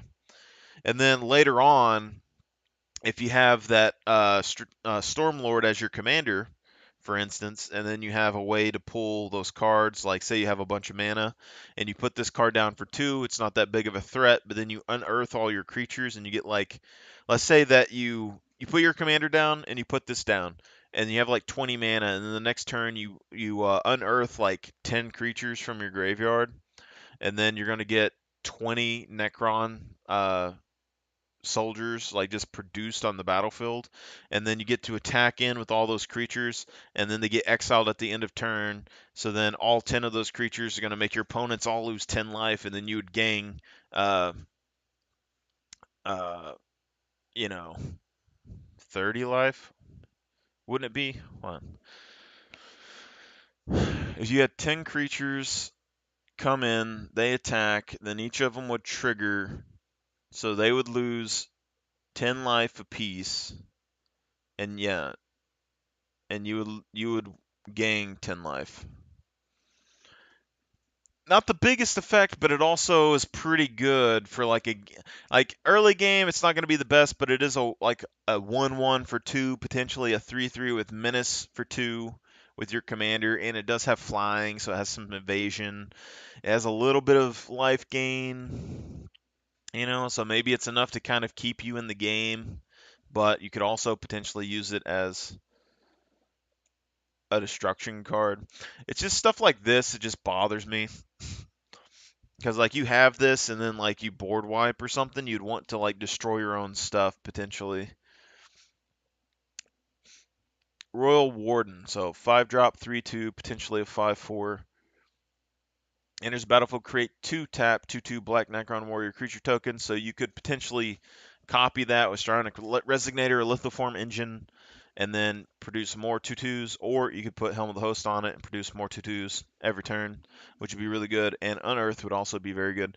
So also, what's nice about this too is because you could potentially, if you have Helm of the Host, you unearth something from your graveyard, it comes to the battlefield, you Helm of the Host it, so like you pay the 4 mana, it unearths, it comes to the battlefield, it creates 2/2s. You Helm of the Host it, you go to combat, you make additional token of it, you make 2/2s, and then you attack with it, and then at the end of combat it exiles, but then you have the copy. So like even if you had to do that with a legendary creature, you could potentially go take the legendary creature uh, from your graveyard, unearth it if it has unearth, pop it out, Helm of the Host it, make a copy, and then you could like lithoform the Helm of the Host trigger continuously to make additional copies of it or something. So I think Helm of the Host is just too good in this deck not to have. Even if we don't have a way to like necessarily cheapen the cost. So Sekutech Immortal. I think this is a follower of the Traveler, if I recall. I don't remember. The Immortals are basically the original soldiers of one of these legendary creatures that follow them around as like their personal bodyguard slash legion. And I'm pretty sure it's the Traveler guy. So it has Flash. Enters the battlefield with 1/1 counter on it for each creature that died this turn. So potentially a really big creature that comes in after a board wipe or something. So you could play the board wipe that destroys all non-artifacts, and then play this and have it come in really big. Or you could get board wiped and put it in and just have a big creature. I won't think this is necessarily the best thing in the world. You could potentially cut this, but it is still Necron themed, so I'd probably keep it for now. But there are going to have to be cuts if we're going to add these in. Shard of the Nightbringer, it's not an artifact. I would just take that out. Shard of the Void Dragon, I would take this out. I would replace this with Lithoform Engine and Psionic Resonator, 100%. This Psychotep Destroyer, I don't think it mattered. Like, it's good. It's going to be good for Necrons in general, but it's a 4/2 with Death Touch, potentially a 6/4 with Death Touch and First Strike, maybe. I mean, it's a decent card. I just don't know if it's necessary. Being able to copy it, like, if you copy its triggered ability, it isn't really going to help you that much. If you have Helm of the Host on it, it's going to be pretty decent. So, I don't know. Probably a cut. I don't think this Necron's super important. Um, this one, I mean, it's giving your other artifacts 1/0 and menace, so it's probably good to have. I don't think it's necessarily the most important card in the world. Not doing a whole lot. It doesn't have a triggered ability that you can copy. The menace is good but minimal, but it's basically like a second commander, like a mini commander if you're playing the Stormlord. So instead of giving one creature 2/2 in menace, you're going to give all of them like 1 in menace. So I don't think it's necessarily bad. Battlefield mill 3 cards. Return any number of artifact creature cards with total mana value 6 or less from your graveyard to the battlefield. This one's pretty darn good. So 7 drop, 5/1. So it's pretty weak. Enters, you mill 3 cards, but it's any number of artifact cards 5 or 6 or less graveyard to the battlefield. It's pretty good. You wouldn't have any real reason to copy the effect unless you wanted to mill additional cards, though. So basically, you could pay 2, copy the effect, and get 3 more cards in your graveyard, and then it would activate it again and potentially draw more cards out of your deck, put more creatures on the battlefield. But I don't think it's that important. But I think this Technomancer is pretty nice. And also, if you Helm of the Host that, it's like really good. Like they could still wipe you or destroy it. Um, and it can't resurrect itself, but Helm of the Host that, you're going to get a mill 3 cards and put anything under 6. I don't know what the mana value of most of these things are, but it looks like a lot of them are under 6. There's a good amount that are under 6 besides like the okay. Player loses life equal to the number of creatures they control unless they sacrifice a creature.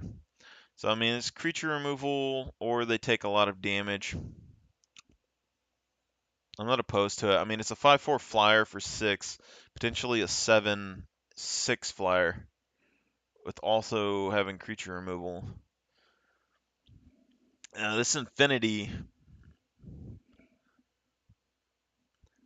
I like this card just in general. The Death Touch is good. It gets all the activated abilities of any artifact in your graveyard. So we've already seen that we have ones that you can sack a creature and you get mana. We have ones that, like, if we put Trading Post in here, you could copy all those effects and bring back artifacts and stuff from your graveyard to your hand. It would work really good with your commander because basically you'd be able to pay 1, tap it, sack a creature, bring it to your graveyard, make 2 more creatures, and then next turn sack creature, bring more. If you Helm of the Host this, you're going to just be able to copy and get like additional of every card that you wanted in the game, as well as it being a 4/6 for 6 with Death Touch. I mean, I don't think you would want to get rid of this Taz the Infinitant. That's something that I haven't looked up either, that guy.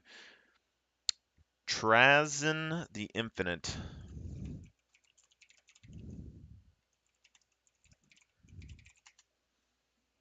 Let's gonna look at his lore. There's a lot of lore in Warhammer. Also known as Trazyn the Infinite, is a Necron overlord and self-proclaimed archaeologist. The Solomon's Galleries of the Necron Tomb World of Solomon. He's a preserver of the galaxy's histories, important artifacts, and events, so that makes sense.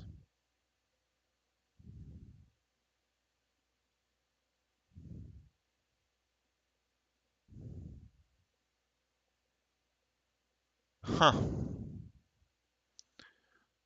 I kind of like that, dude. Here's my thing too, is like I know Warhammer, like all the lore is kind of like everybody's sort of bad, but part of me thinks that the Necrons aren't that bad. You might think I'm crazy for saying that, but like probably my top two factions in Warhammer, as much as I like humans in almost every game, Necrons and Tau. And I think the Necrons would probably try to use the Tau to like rebirth themselves as a race maybe in the future, but my thing is like the Necron, I don't really know their prehistory, but they hated the old ones, got tricked by Citan, destroyed the old ones, then they had to destroy the Citan because they took their souls, and they want to get their souls back and be able to like repopulate and stuff because they can't now that they're machines. But I think just thematically, it just seems good. Like they have the potential of getting their bodies back, and although it would be kind of messed up, like, if you're thinking about it like a multi-race universe sort of way, it's like if all the humans on Earth turn themselves into like lifeless machines for like millions of years, and then we decided we want to be people again, but there wasn't any bodies left, but we could transfer ourselves into another being's consciousness potentially. I feel like they would probably do it. They would probably do it. Like it's like if you transfer your consciousness into a like a bat or like a chimp or something. Technically murder, probably pretty bad, but people do murder animals for food. So, from a graveyard, you draw two cards and you lose two life. So we got additional life gain, enters from battlefield. So you can also copy this for two and draw two additional cards and lose two additional life. So there is that. I think that's probably a pretty good card. Two for a 2/1, potentially a 4/3 with flying. So I'm not opposed to that. Triarch Stalker. Creatures attack the last shown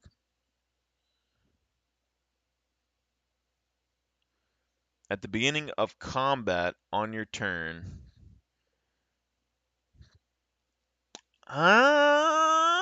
5-drop, 4/5. Gives our attacking creatures menace.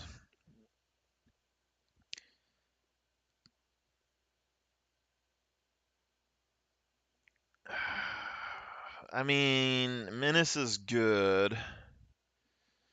It seems like we have a theme of trying to get around blockers, but I'm not super sold on this because it's not giving us a buff like the other one is, and it's not necessarily like it doesn't have the Necron colors, so I'm not super buying it. Also, we have that Beacon of Destruction, but yeah. Put target artifact creature card from a graveyard onto the battlefield under your control. Shuffle Beacon of Unrest in its owner's library. I like that. So you get a 5-drop, bring back a creature to the battlefield, potentially get two Necrons. I like it. 5, and it shuffles back in, so I mean, I think that's pretty good. Dread Return. Return target creature card from battlefield to graveyard. Flashback, sack 3 creatures. I mean, it's basically like with our commander, this is potentially could be like sack 2 creatures. Basically, you get attack for like with 3 tokens and then sack 2 of them or sack them. So you attack with 3 tokens. They don't get blocked. You hit with the damage and use this card. If they do get blocked, you sack them. Um, use Dread Return, bring them back.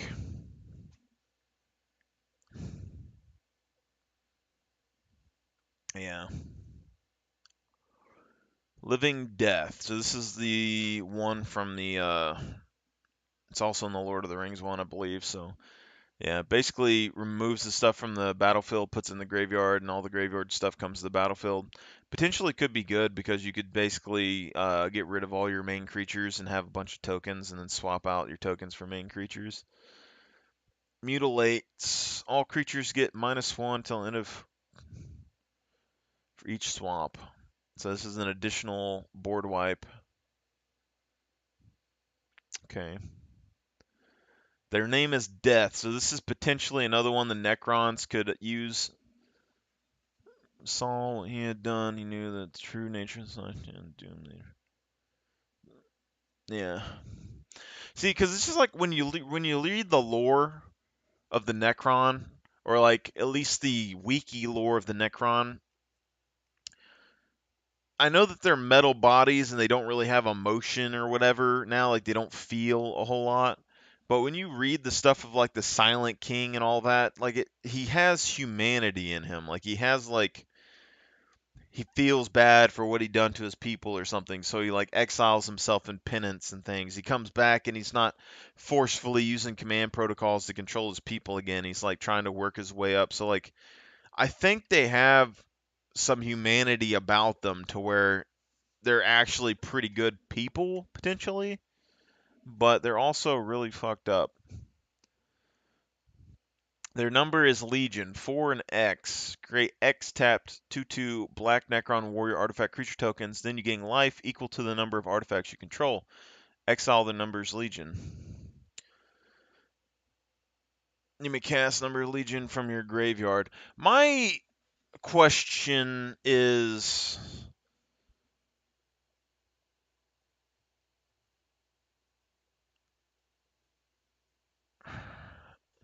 it sucks that this exiles after you use it. Because, like, you could Codex Shredder this card and get it back to your hand.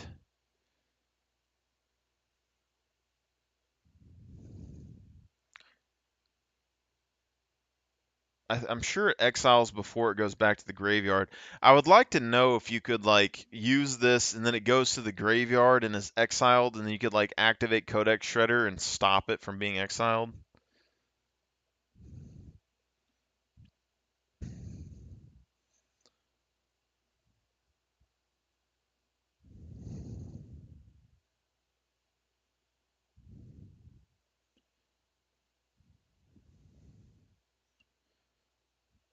This is actually a pretty potent effect.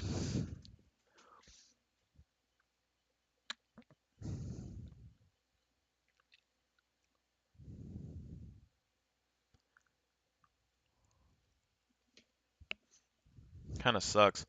Because, like, most other cards, like mono white cards and stuff like this, you can use multiple times. It kind of sucks that this one you can't. Darkness is potentially decent, but I don't know if it's necessary. Defile is just a targeted creature removal, potentially. It's not terrible.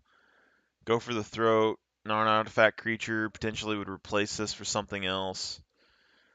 So let's see how many things that we have that untap with the Unwinding Clock. So you have Arcane Signet, Commander Sphere.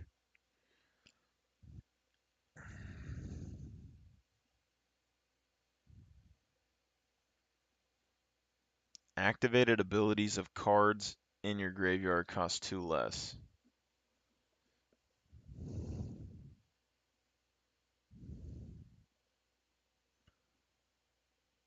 Pay 3, tap, mill 3 cards.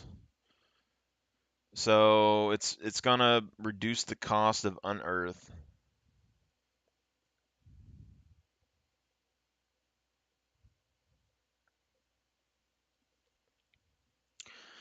Yeah. With Unwinding Clock, I mean, you'd basically be able to mill yourself 3 cards every person's turn, which would be pretty nice. Cranial Plating, I don't think this is necessarily the best, but it does fit in with the deck. Quick Creature gets 1/0 for each artifact you control. Pretty strong. It's pretty cheap to equip. I don't think it's going to be a bad card. Endless Atlas, not the best. But if you have Unwinding Clock, this is potentially like 1 card every turn. So it kind of work. Each artifact creature card in your graveyard gains Unearth 3 until end of turn. Don't they already have Unearth, though? Ghost Arc. Maybe they don't. Yeah. So your legendaries don't have Unearth. Basically, you could use that for like one final hurrah before you have to like exile all your stuff. Yeah. There's not a whole lot of Unearth, actually. Some of these are actually really expensive, too.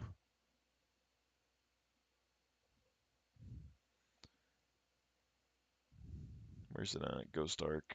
So they get Unearth 3. So you'd still have to have a lot of mana to use it. But potentially, I mean, there's potential to do a lot there. Guild Lotus, like, if you have Unwinding Clock, I mean, that's going to fuel pretty much everything you'd want to do every turn. Hedron Archive would be good with Unwinding Clock. Calm down. Draw 2 cards, discard a card. I mean, not terrible. Mind Stone. So you could, I mean, you could sack these to draw another card.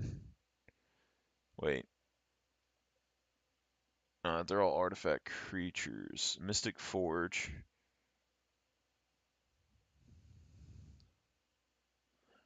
So you can pay 1. So you may cast the top card of your library if it's an artifact card or a colorless non-land card.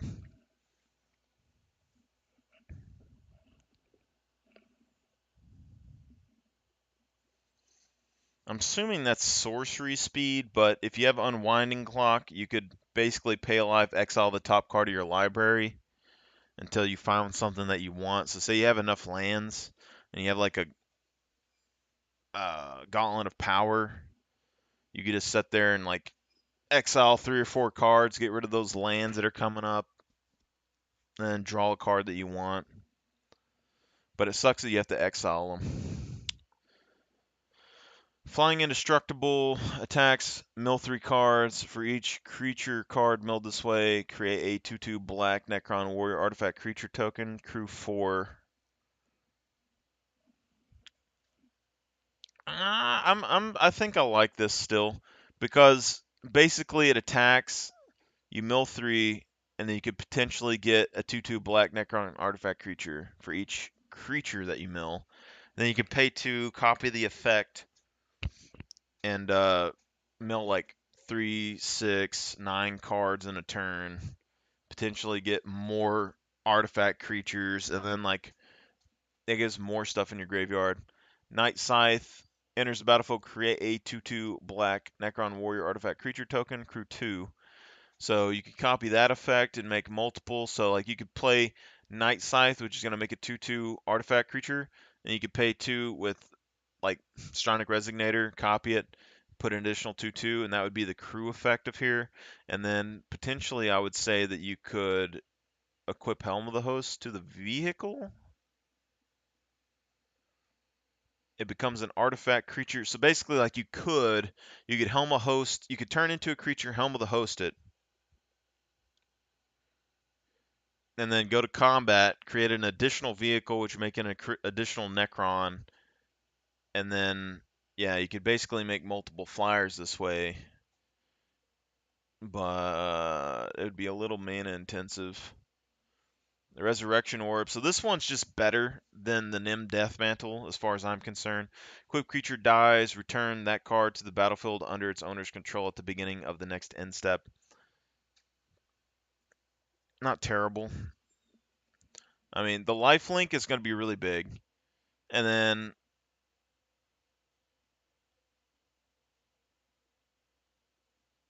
it's basically the same mana cost as the other one as well. So both of them work. I think mainly it's just interesting because the other one's going to make it like sort of unblockable, and this one's going to give it lifelink.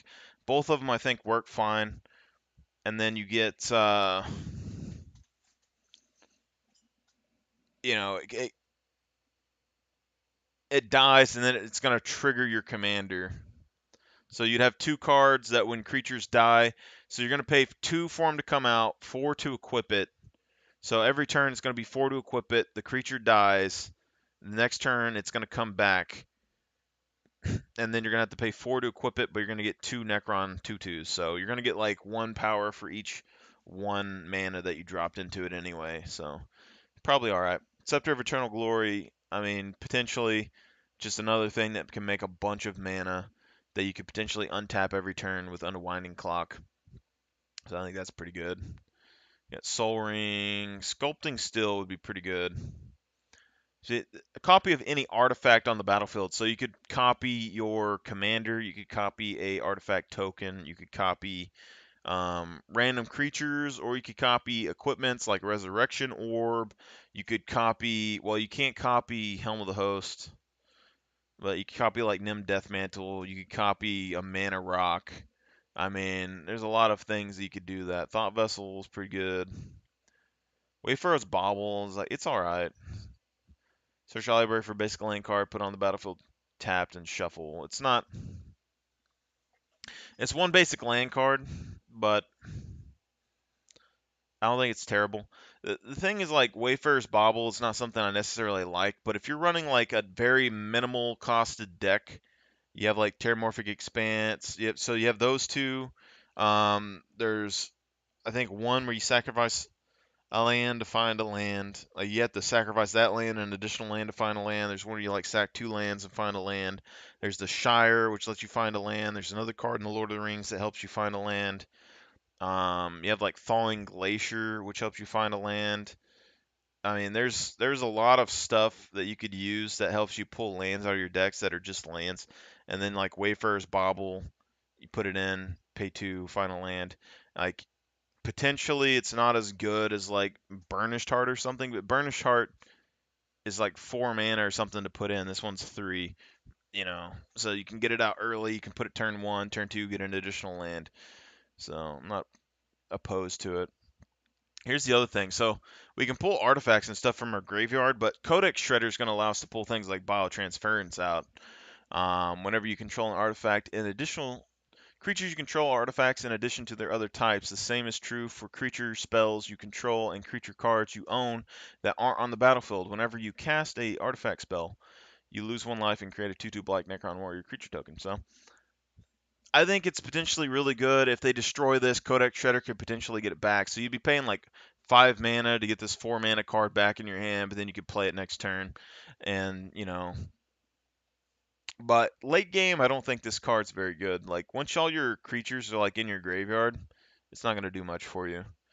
Out of Tombs, enchantment, beginning of your upkeep, put 2 Eon counters on the mill cards equal to the number of Eon counters. If you would draw a card while your library has no cards in it, instead return a creature card from your graveyard to the battlefield.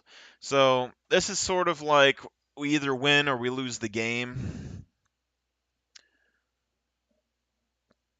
I'm not sure how good it would be, but basically, if we had the Debtor's Nail or that other card that fits in this deck, it would work with this kind of in a similar fashion, except for it doesn't have the negatives of it. But also, milling cards isn't necessarily a negative in this deck because you could mill a bunch of your cards out and then summon them very quickly and finish the game, or like use Unearth. Warren Heaven, you draw 3 cards and you lose 3 life. Mill 3 cards for 6 mana. Choose up to 3 target creature cards with total mana value 8 or less in your graveyard. Necodermis counter on it. They're artifacts. So, I mean, 3 creature cards with mana value 8 or less. So it's basically any creature card. So if your commander's on the field and you use this, you draw 3 for 6. So you're getting 1 card per 2 mana. Then you get to mill 3 cards, and then you could potentially bring back like 3 legendaries. But I think this would trigger, I think, once. You'd either get 2 2/2s or you get 6 2/2s from your commander, which would be better value, but I'm not sold. And then you got 37 lands. So like enter battlefield tapped, it has cycling. I'd probably drop Baron Moore for something. Like these cycle lands, discard this card, draw a card. I don't think these cycle lands would be in. I would replace these with like Buried Ruin or something, probably. Myriad Landscape, Sacrifice, search for 2 basic land cards. See, so they got stuff like Myriad Landscape in here, but they don't have Terramorphic Expanse or anything like that. So if you're gonna run Myriad Landscape, you run Terramorphic Expanse and all those other ones to get more and more lands out of your deck faster. Basically, you thin your deck out as quickly as possible. Plume Irons, Battlefield tap. So like they have these cycling lands. I get that like early game they come in tapped and they give you mana. Late game you discard and you draw a card. I mean, it's basically like helping you with your card pools. So I don't think it's terrible, but it also is kind of slow. Reliquary Tower, no maximum hand size. So they have 2 of those in there, no maximum hand size, which makes you think that they want you to draw quite a lot. 30 Swamps, Tomb Fortress.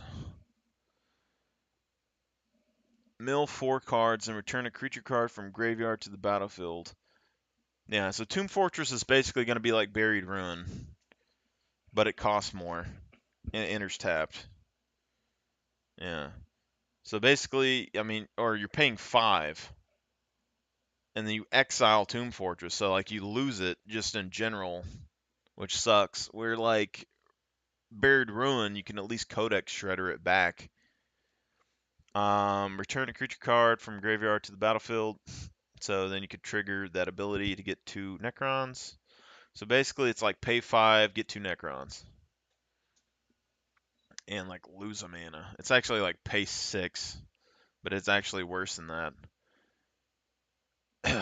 Add 1 black to your mana pool, but it's an artifact land. So I'm not opposed to that. The artifact land will help you, like if you have the other stuff on there. But anyway, I think those are all flavorful cards that kind of fit the Necron theme, that don't give you some crazy, I don't even know what sort of effects going on.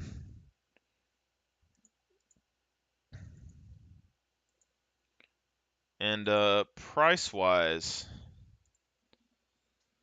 let's look at that real quick. So right now we're at 30. So I'm going to go ahead and remove the Necron Dynasties, and then we will add the Unwinding Clock. We'll add all the stuff that we need, and then just see kind of how much all this would cost. You only have like 2 more cards. Probably going to be like 40, 50 bucks. All right, Helm of the Host. Yeah.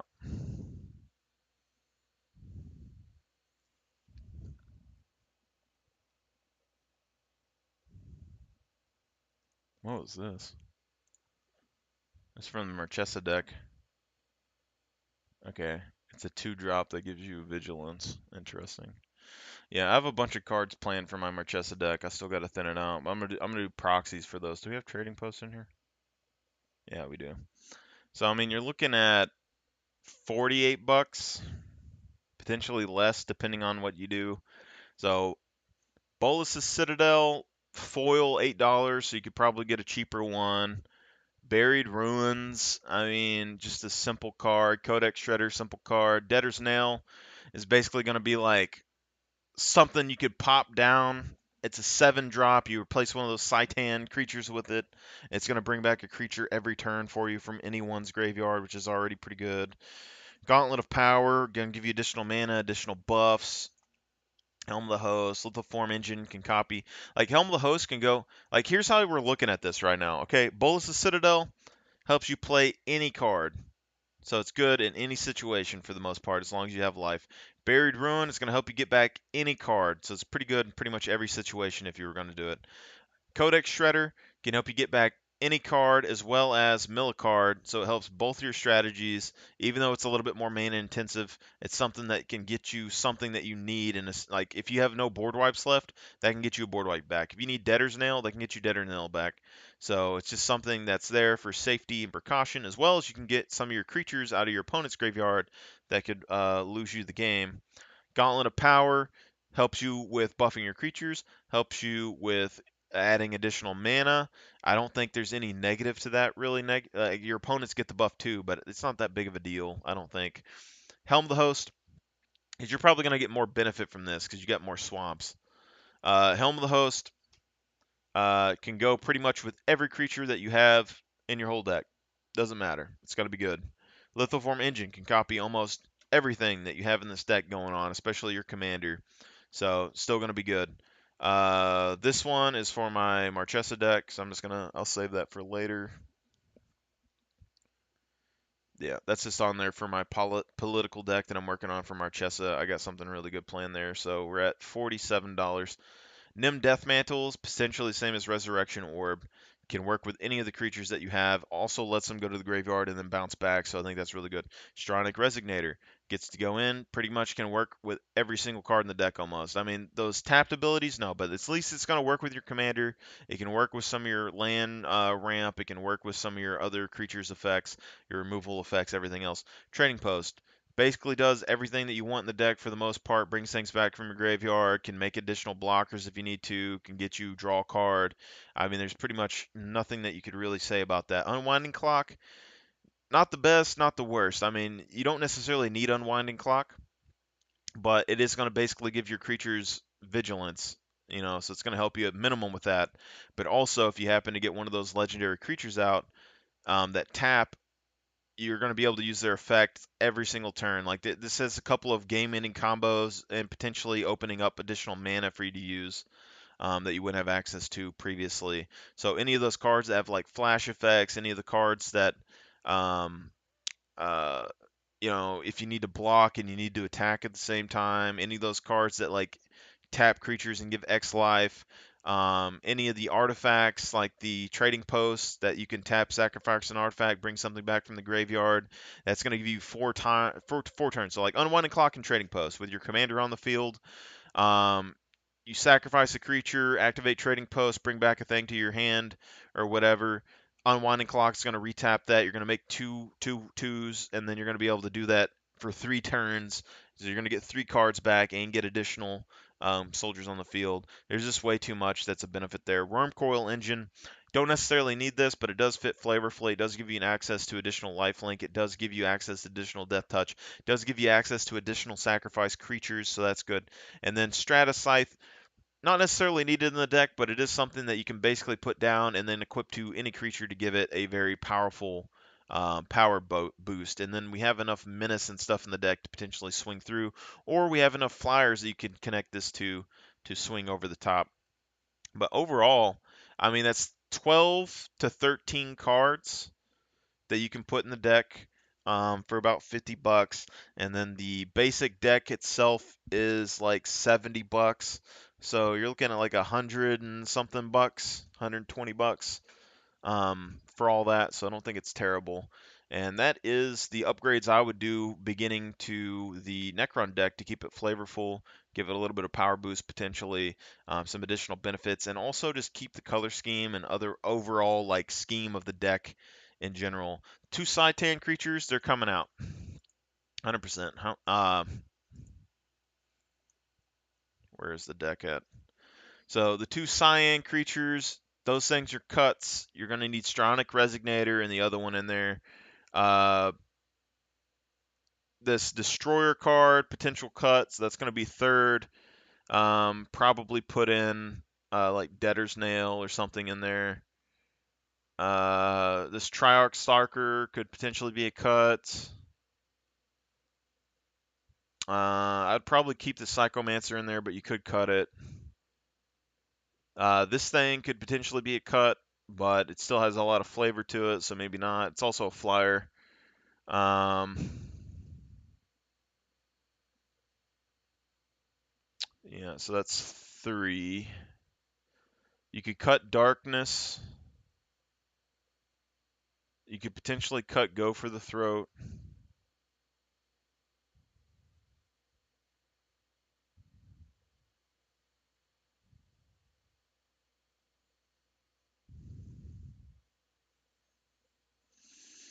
I think Beacon of Unrest is good. You could potentially drop Dread Return. I think it's good. but I mean, it's going to give you negative benefit for the most part unless you're bringing back something really good. It's also a 4 drop, but also like we have Beacon of Unrest, we're going to have the Debtor's Nail, you're going to have the Techromancer, and you have the Living Death. So you're already going to have like 4 Graveyard Resurrections. Then you could potentially have Codex Shredder in there that would replace Dread Return. It has like basically the same cost, but this one brings it to the battlefield. And basically, uh, Codex Shredder isn't going to bring something to the battlefield, but it's going to bring back any card that you want. So even like Living Death, you could resurrect it and bring it back again. So I don't think you really need a Dread Return.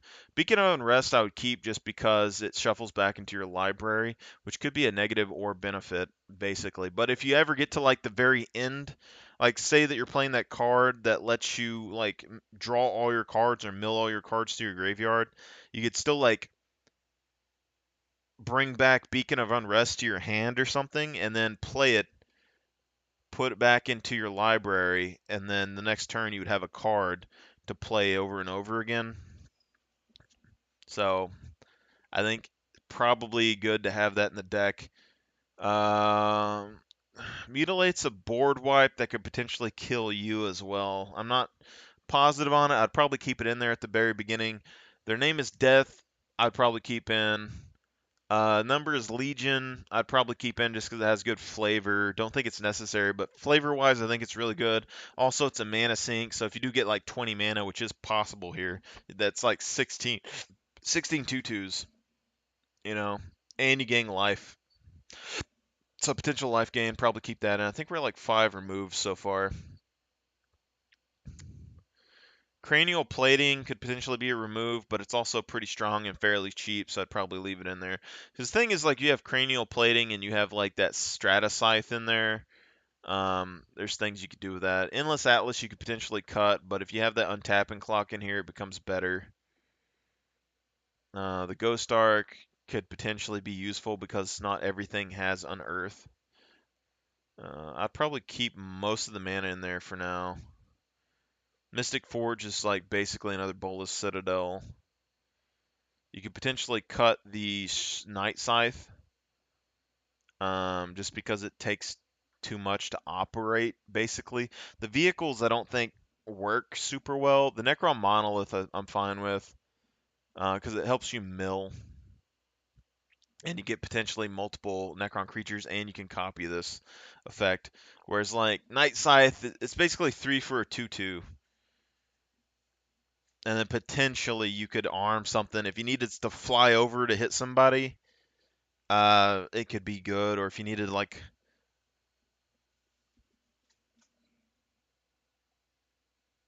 or if you needed like a chump blocker in the air, I could see that being good. I just don't know. Like all these mana rocks, I'd probably keep. Sculpting Still, you don't necessarily need, but you could use to copy something, I'm sure. There's so many things. Like you could even copy this Necron here and then sacrifice it. So, I mean, there's a lot of things you could use Sculpting Skill for, so that's probably fine. Soul Ring's probably fine. Unstable Obelisk, I mean, it's just a mana rock that can destroy something. You could potentially get rid of some of these because you have like one, two, three, um, 4, 5, 6,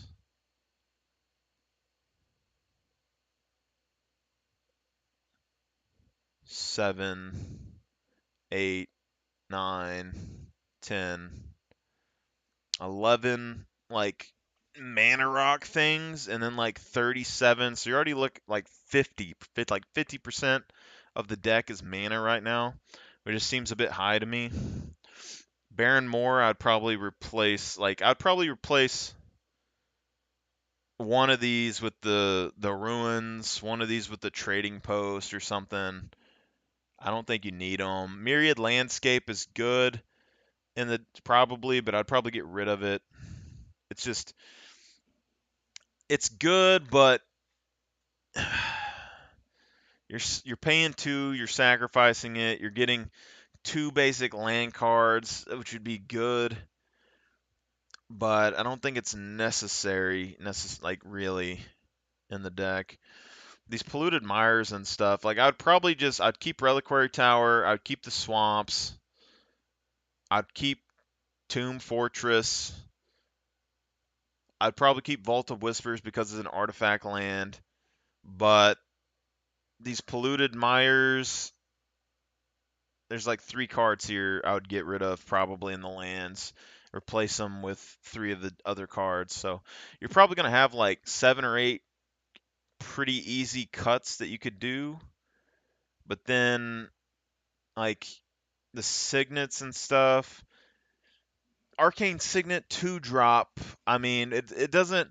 Like, the thing with these is that if you have Unwinding Clock, this is where your additional mana is going to come from. So you'd have potentially like 1, 2,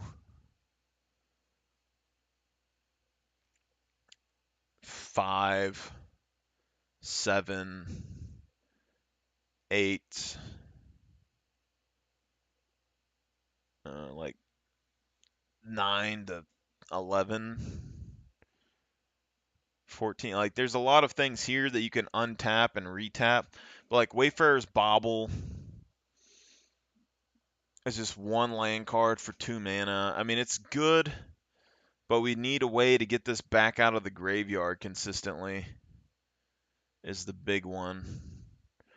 I think there's a sword we could potentially use that does that, I think, but yeah, definitely cut 3 lands. Then we had like 5 cards, 5 or 6 cards in here that we cut, so that's going to already be 9.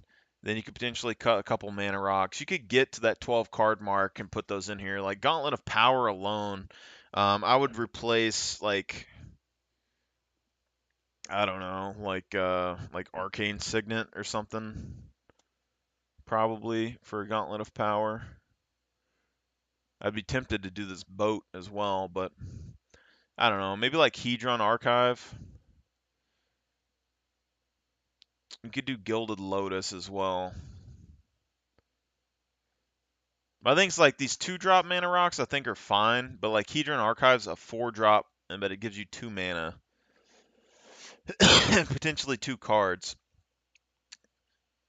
So I mean like and then the other thing too is like you have Hedron Archive and then like Trading Post. Trading Post, sack a creature for like 1 mana, bring back Hedron Archive, pay 4. So you'd look at a creature, then 5. You'd look at 7 mana for 2 cards, but depending on how much mana you got. But 4-drop for this compared to a 5-drop for Gauntlet of Power. I think Gauntlet of Power is probably better than Hedron in this deck because it's a mono color deck. Yeah, so I mean you can fit those 12 in here probably pretty easily and keep the bulk of all these.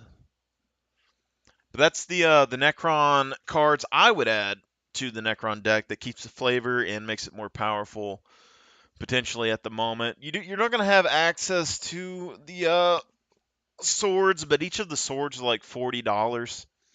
And we're not positive that you necessarily need those here anyway. So, and you're not going to have like search cards. You could add like tutors, but I don't think any of those necessarily matter either. Most of these cards that we're adding are artifacts, and there's already things that allow you to bring artifacts back from the graveyard in here, even though I think they're probably mostly creatures.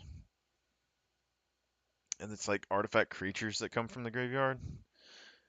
But removing any artifact from your graveyard in general, like even if they exile your graveyard, those are additional artifacts that are going to go through. So hopefully that gives you an idea. I think those are really flavorful for the most part. And then, if you have any suggestions for your stuff, just send me a message or whatever. I'll try them out in my decks. But I think we're doing pretty good right there. You're looking at like $120 maybe. So 40, 50 extra dollars, like 110, 120 bucks for the Necron deck being fully set up. Y'all guys have a good, and I'm gonna head off right now and try to purchase some more cards. The one thing I don't know about, like the explosive apparatus, is just the card that I found, but like if you look at it though, it just looks like a Necron bomb. But the fact is that you're not gonna have a way to get this out of the graveyard very easily. And it's like 4 mana, 2 damage to any target. Potentially, you could like copy it and just keep dropping like 2 damage on an opponent over and over again, but I don't think it's the most crazy thing in the world, to be honest.